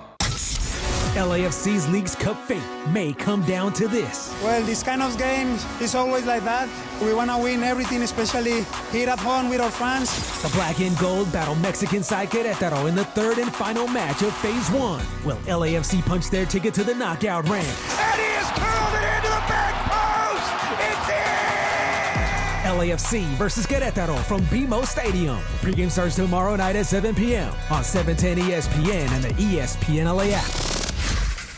The LA Card Expo returns August 15th and 16th to the Warner Center Marriott in Woodland Hills. Sports cars, Pokemon, TCG, autographed memorabilia, rare finds, and more, all under one roof. With over 150 vendor tables, there's something for serious collectors, casual fans, and the whole family. Show hours are Saturday, August 15th, 9:30 to 5, and Sunday, August 16th from 10 to 4. For tickets and info, visit LACardExpo.com. That's LACardExpo.com. Don't miss the LA Card Expo, August 15th and 16th. In the military, the mission was clear. You knew what to do. Now, the mission has changed. Stepping into civilian life isn't about finding a job. It's finding your purpose. I wanted a career that would leverage the skills and discipline I gained in the military. IT just felt right. My Computer Career offers class schedules that fit into your life and skills in high demand. Put your VA benefits to work. Visit mycomputercareer.edu/CWP to jumpstart your IT career today. An elite CompTIA certification partner. Financial aid is available to those who qualify, including VA benefits. Skechers elite athlete OG Anunoby has been making history on the basketball court. Anunoby tips it in. Unbelievable. What a shot. He's been balling out in Skechers high-performance basketball sneakers, and the world has noticed. But how does OG train off the court to keep in peak physical condition? Hands-free Skechers Slip-ins Aeroburst. They help prepare OG for the physical demands of playing at a championship level. Get your pair of Aeroburst for only $165 at a Skechers store, Skechers.com, or wherever high-performance running shoes are sold. And it is the No Stress Sports Talk Express to the DeMarco and Travis Afternoon Show. It is time for Straight Up with Sweet Tea Travis Rogers. Straight Up on the DeMarco and Travis Afternoon Show, made possible by Blue Ice Vodka. Blue Ice Vodka, America's largest potato vodka, double gold rated, just 64 calories an ounce, and made from Idaho potatoes. Clean, smooth, no additives. Blue Ice Vodka, premium taste, nothing extra. Let's do it straight up with Travis Rogers right now. I don't think this is 2 in a row, but it's at least 2 in the last 3 or 4 weeks. You ready, DeMarco? Hit it. I'm going to say nice things about the Anaheim Angels. Really? You ready? Yes. What can you say? Well, this is going to sound negative, and it's not. Okay. Maybe a little bit. You mean the Los Angeles Angels of Anaheim? What did I say? Anaheim Angels. Oh, yeah, sure. Yeah. By the way, Angels baseball coming up at 6 p.m. tonight. Okay. This is a tweet from earlier today from MLB insider Jeff Passan, and it reads, the Los Angeles Angels fired pitching coach Mike Maddox, assistant pitching coach Darryl Scott, bullpen coach Dom Chitty. Sources tell ESPN. Maddox joined them in the offseason and was working on a 1-year contract. Angels pitchers have a .453 ERA and the most walks in Major League Baseball. Okay. That's the positive? No, it's not positive that those guys lost their jobs. I never liked that. I never celebrate anybody losing their gig. That's bad karma. But this is what you have to do if you're going to start to rebuild an organization. And they brought in John Mozeliak, who's here on an interim tag. They took Perry Manassian out a few months ago or whatever. And they brought in Mozeliak. And by all accounts, it looks like they're letting him do what needs to get done. That for the last several general managers that have been through there, Artie's had his thumb on top of them from the moment they came in until the moment that he canned them, whether it's a year later, several years later, or whatever. Mozeliak came in there and traded a bunch of their guys, got some pretty good return, kept some of the guys that do have some value, guys like Reed Detmers, guys like Zach Neto, good players that you could theoretically build around. And you have to start rebuilding the infrastructure of this team. You have to start getting out some of the old dead wood that isn't performing. Now the next step is you got to go find some better players, but at least they're moving the ball down the field and doing the things that you would expect. They're likely going to lose 100 games for the first time in the organization's history, which is both remarkable and but they've also just been kind of sitting in those 90-loss seasons seemingly forever at this point. You need to start over. And first of all, hiring Mozeliak first time or at full time would be a very good way to do it. I know that they're probably not going to do it. Same reason Mike Maddox is on a 1-year deal. Kurt Suzuki, is on a 1-year deal as the manager because the Angels are just kind of doing it on a budget because they know that a lockout is coming or a work stoppage, so they don't want to pay guys during that and everything else. But for the first time in a while since Mozeliak has gotten here, they're functioning like a team that needs to be rebuilt, and they're doing it the right way. I trust Mo. I like Mo. I had several conversations about baseball with John Mozeliak. I wonder if he starts bringing in a bunch of old Cardinals. He could do worse than that. Yadi Molina? Bring in some guys that have been around winning. Yep. That have their own ideas, that are willing to implement those ideas and willing to take a little time to get it done. This stuff is not going to be a quick fix. It's just not. It's going to take some time. And the other part that's always the wild card is how involved will Artie be? If Artie's involved, it's going to take more time and probably be less successful as opposed to what do you think the last time Mark Walter said, I don't want that guy on my team? Or as opposed to, Andrew, go do what you think is the best thing to do. I'm sure it's happened occasionally, but not very often. And Artie's constantly involved in that stuff. I know Cardinals ownership could be, they meddle. They listen to the fans a lot. And I thought he did a pretty good job of kind of, I guess, appeasing them and doing what needed to be done to keep the team competitive. So he's dealt with it. But I don't know. I mean, it seems like Artie Moreno infects a lot of people.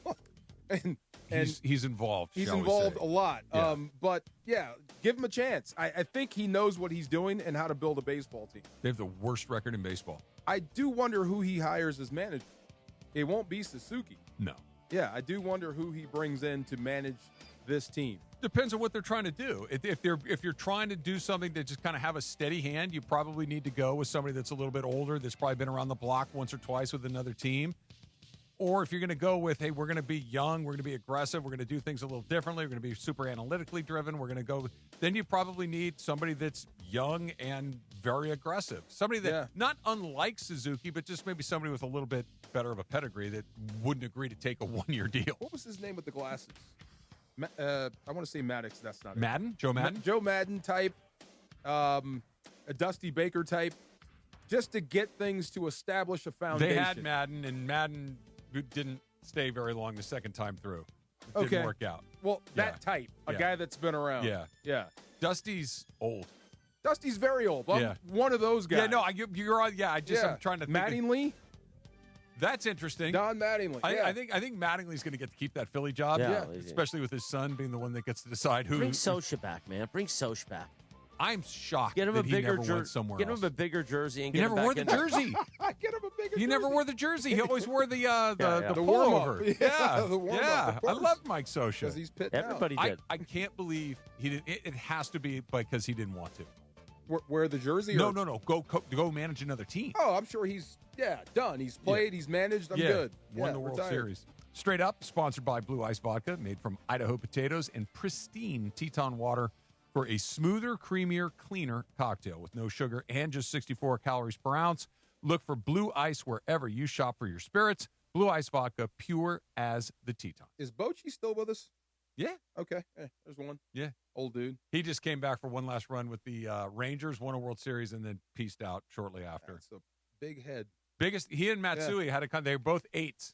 Virtual planet. You ever seen how big of a hat an 8? Oh yeah, hat that's is? a big head. That's a huge head. Yeah. Huge pillar.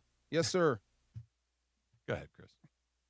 It's a long story how I ended up there, but I once had a long night with Bochy and his team when he was coaching San Diego at the Ritz in Pasadena, because that's where the road teams used to go. They may still go there, but it was a. I don't know the story. It's not a story I tell much because nothing like So I was dating a girl that knew Bochy's family. They were like family friends. Okay. So she was like, "Oh, Boch is in town, and we need to go see him." And I was like, "Bruce Bochy?" She's like, "Yeah." So we met him at a bar in Pasadena after the game, and then he's like, "Oh, come back with all the guys."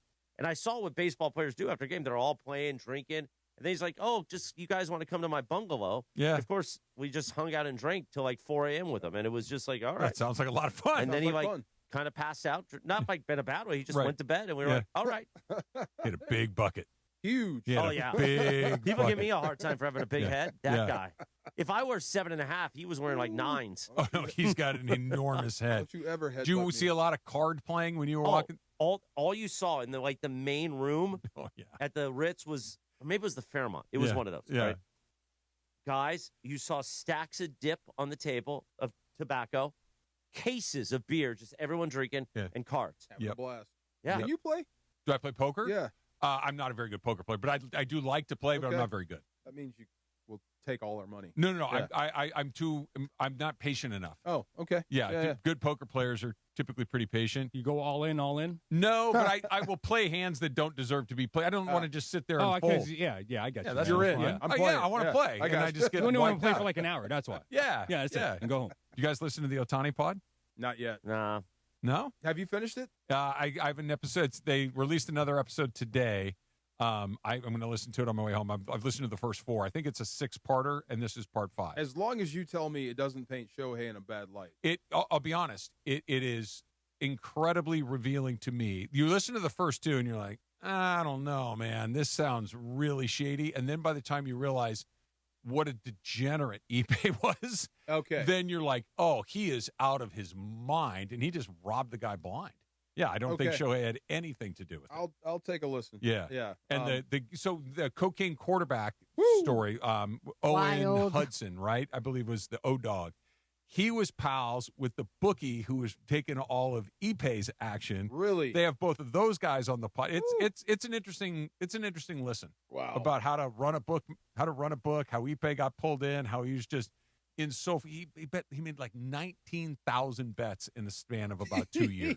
My God, wow. Like, and he was betting on the equivalent of like collegiate soccer in Greece. Like just stuff that nobody knows anything about. Little League World Series? anything you can Little possibly League imagine. World Series, you got a problem. I bet that before. Everything. You've bet the Little League World Series? Of course I have. Bunchy, come on. They're kids. So let me ask you this. You're going to say, again, I'm not going to do the whole Ohtani knew he was gambling his money. Mm-hmm. But Ohtani knew he was gambling, right? Yes. Well, okay. I think so. Because if you're supposedly that close with the guy and he's placing that many bets, how does that not come up in conversation? If you were gambling or if I was gambling, how would you know? If you were gambling that much? Well, here's the how thing. would you guys know? Here's the thing. I probably wouldn't because you and I only spend about 4 hours a day together. Mm-hmm. Those guys spend about 18 hours a day together. If you and I spent 18 hours a day together and you had a gambling problem, I'd probably know. But am I just on my phone? On your phone. And you're stressed out, You're probably. stressed out about it. Yeah, all that kind of stuff. It's not like you're winning constantly. Yeah. Well, your point is a good one. Like, if they're spending that amount of time together and he's that deep in the hole, how would he not do it? I think is a fair question.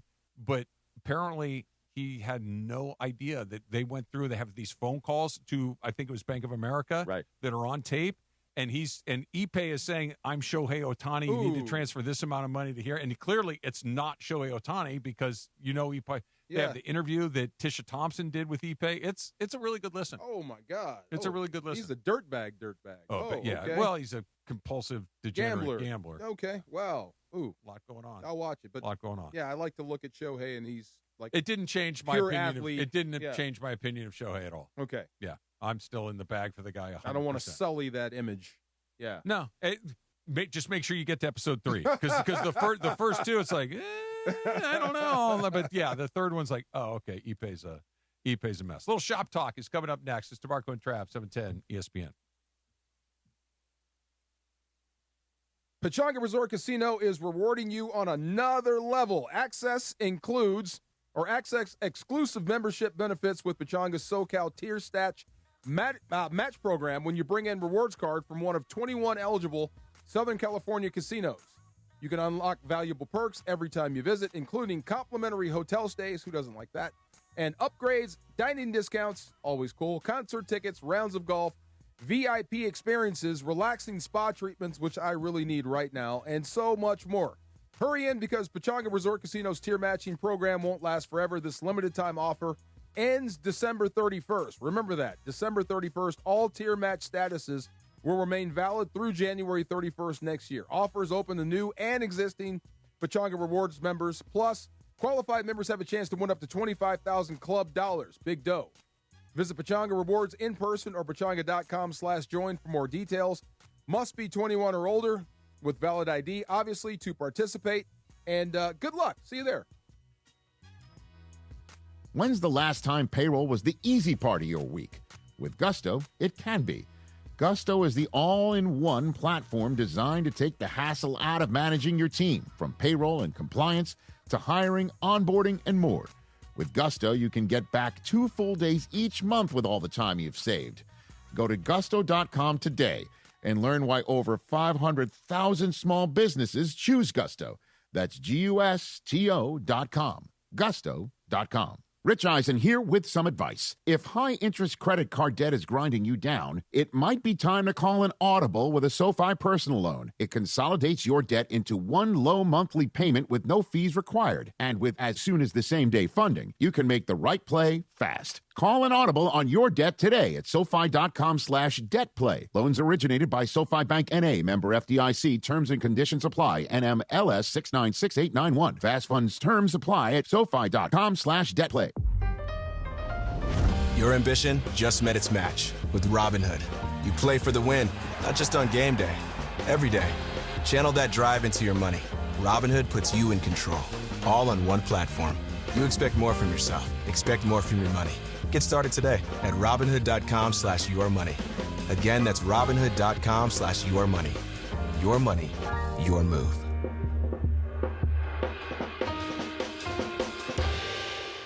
Progressive presents ways to save money that aren't bundling your home and auto insurance with Progressive. Thanks again for taking me to the game, man. I can't wait to get in there. By the way, what's in the bag? Oh, I bring my own hot dog and peanuts. Saves a ton. Savvy. And what about the beach chairs? Why buy seats when you can save big and bring your own? We can't get in without tickets. Tickets? What do you think the portable TV is for? Don't save money pretending to go to the game. You could save hundreds by switching to Progressive. Get a quote at Progressive.com. Progressive Casualty Insurance Company, affiliates, and other insurers. Not available in all states or situations.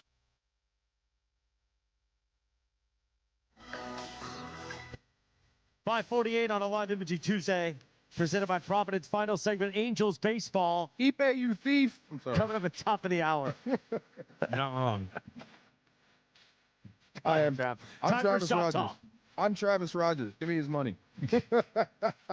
That's kind of what it like. So there was one of them where it was basically that because he had his social security number and like something else. There's another one where they asked him a bunch of questions, and one of the ladies terminated is like, "I'm not entirely sure this is the right person, so we're done here." Good. Okay. Yeah.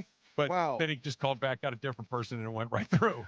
Wow. So, yeah, just don't give people your social Watch security your number, tickets. I guess. Marshawn Lynch. Happy birthday to Chris Hemsworth. Is that Thor? Thor. Yeah. Yes, Thor. Not Thorn. Thor, not Thorn. Thor.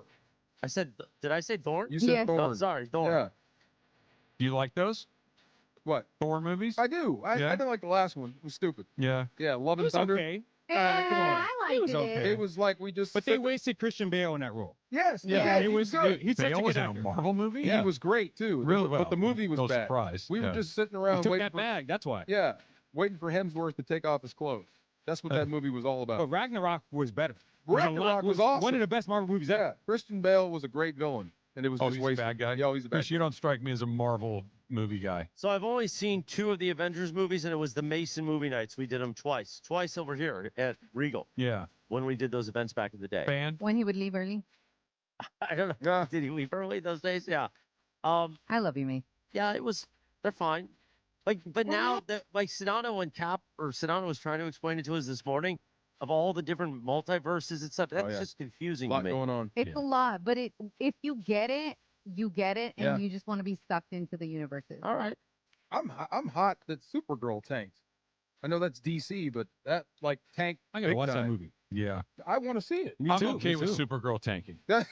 Yeah. It didn't. Who did you tell that to the other day? What? Like you said that about Supergirl tanking. It did tank. I know, but you were talking to somebody and y'all Oh, I have geeked no out. idea. I wanted to see it. Yeah. I don't know. I don't know how to categorize this guy. Hulk Hogan would have been celebrating a birthday today. I know that you have mixed feelings about the Hulkster. Okay, so like I said, I can like the Hulk. Terry Bollea was a jerk. Yeah. Yeah.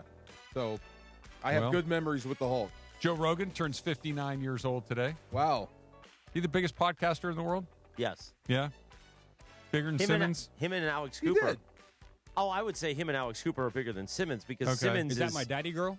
Yeah, call her daddy. Yeah. Because Alex Cooper and Joe Rogan are they're mass appeal. I would say Simmons is right up there, but Simmons is still sports. Does a lot of entertainment and stuff, though. Yeah. He too. does. I mean, he's Yeah. getting there, but Alex Cooper, Joe Rogan, like Isn't Rogan in Texas? Austin, I think. now he is. Yeah. Yeah. They just outlawed weed in Texas.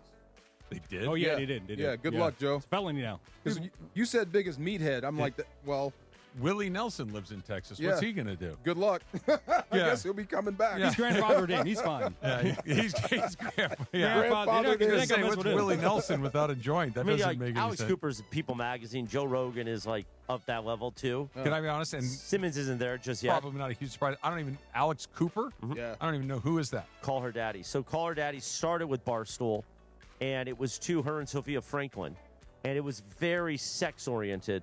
2 young girls just talking about their sexual adventures.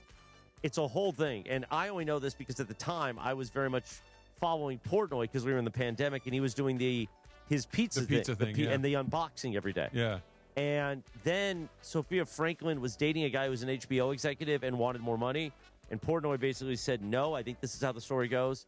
And basically said, see you, Sophia Franklin. She now has her own pod, but it's nothing. Alex Cooper started her own. She eventually left, went to Spotify. They gave her a bunch of money. And then she became less about the sex and stuff and more. I mean, she's interviewing Michelle Obama now. And now Sirius has built a whole platform around her. And she is thought of as one of the better interviewers out there nowadays. So, and now she has her own brand. It's called Unwell. So she has her own podcast division of other podcasters. Would I enjoy her podcast? I don't know. Maybe now you would. Yeah. And then Unwell makes a product line that they sell at Target of drinks and all kinds of stuff. So she's done quite well She's for got herself. stuff. Yeah. Allison Stoner is 33. Don't know who that is. Nor do I. Who is Allison Stoner, She's Laura? an actress. Did you skip Viola Davis? You skipped Did Viola I skip Davis. Viola Davis? Yes, Viola sir. Davis, Yes, you did. 61. Man, what you doing, bro? Great actress. Yeah. She's amazing. Hidden Figures. Yes. Fences. Yeah. Fences was a weird movie. It was. Fences was a weird movie. Like, I kept thinking it was a baseball movie. I'm like, this isn't a baseball movie. I wasn't going to say it was a baseball movie. No, but I Over went, the fence? I figured out pretty quickly it wasn't a baseball movie, but for whatever reason, going into it, I thought it was a baseball movie, and I was very DeMarco, wrong. what you let him do to your people? Hey, man. I was very wrong. Embeth Davids? I don't know who that is. I don't either. Laura? I think it was a guy from, if I'm not mistaken. A guy? Oh, I thought it was. Sound like Mike Tyson. Never mind. Yeah. Chris Messina? The That's not. Schindler's List. That's why I put her in there. Oh, okay. Schindler's List. But I never saw it. I thought y'all saw that. Schindler's List. I did. I just That's know an uplifting film. Ray Fiennes and who was the other guy? Liam Neeson. Liam Neeson, yes. Yeah. Chris Messina. That's not Loggins in Messina, is it? Not at 52. No, it's I was not. going to say Yeah. at the age, he'd be in his 70s at least. Yeah. Who was the Messina and Loggins in Messina? He is an actor. You know the music, so I'm looking at you. I don't know Messina as well as Loggins. Is he like the Garfunkel man? Or Yes. Like, yeah, he's like Garfunkel. Yeah, they're right? Loggins and Messina Yeah. before Kenny Loggins was Kenny Loggins. But he's the guy that is less famous, right? Oh. Yes, indeed. This guy is from the Genetti. Mindy Project, by the way. Ah, the Mindy Project. Never Okay. saw that either. No, that hard pass. National Hip Hop Day. Yay, every day's hip hop day. Yeah? Every day. You listen to it every day? At least a song every day. Okay. Yeah. National Mountain Day. What does that mean? I guess we go climb a mountain. Yeah. Can't do that. Not everybody's got a mountain that they can just go easily climb. Climb up a hill. A soft hill. Yeah, make one. I did a steep street this morning. Does that count? Yeah, that counts. All right. Yeah. We'll put that in there. Start an argument with your wife. That's a mountain. National Face Mask Day. You mean like football face mask? No. What? Like wear a like face mask? like pandemic face mask? Like a face, like you're doing a face mask, like at home. Like a beauty product Yes. thing. Oh, okay. Yeah. You ever done that? My daughter sticks one on my face when I'm laying How down. does it feel? It's I've been wanting to do cold. that. It's Do super it. cold and It's it feels amazing. good later. When you Wait.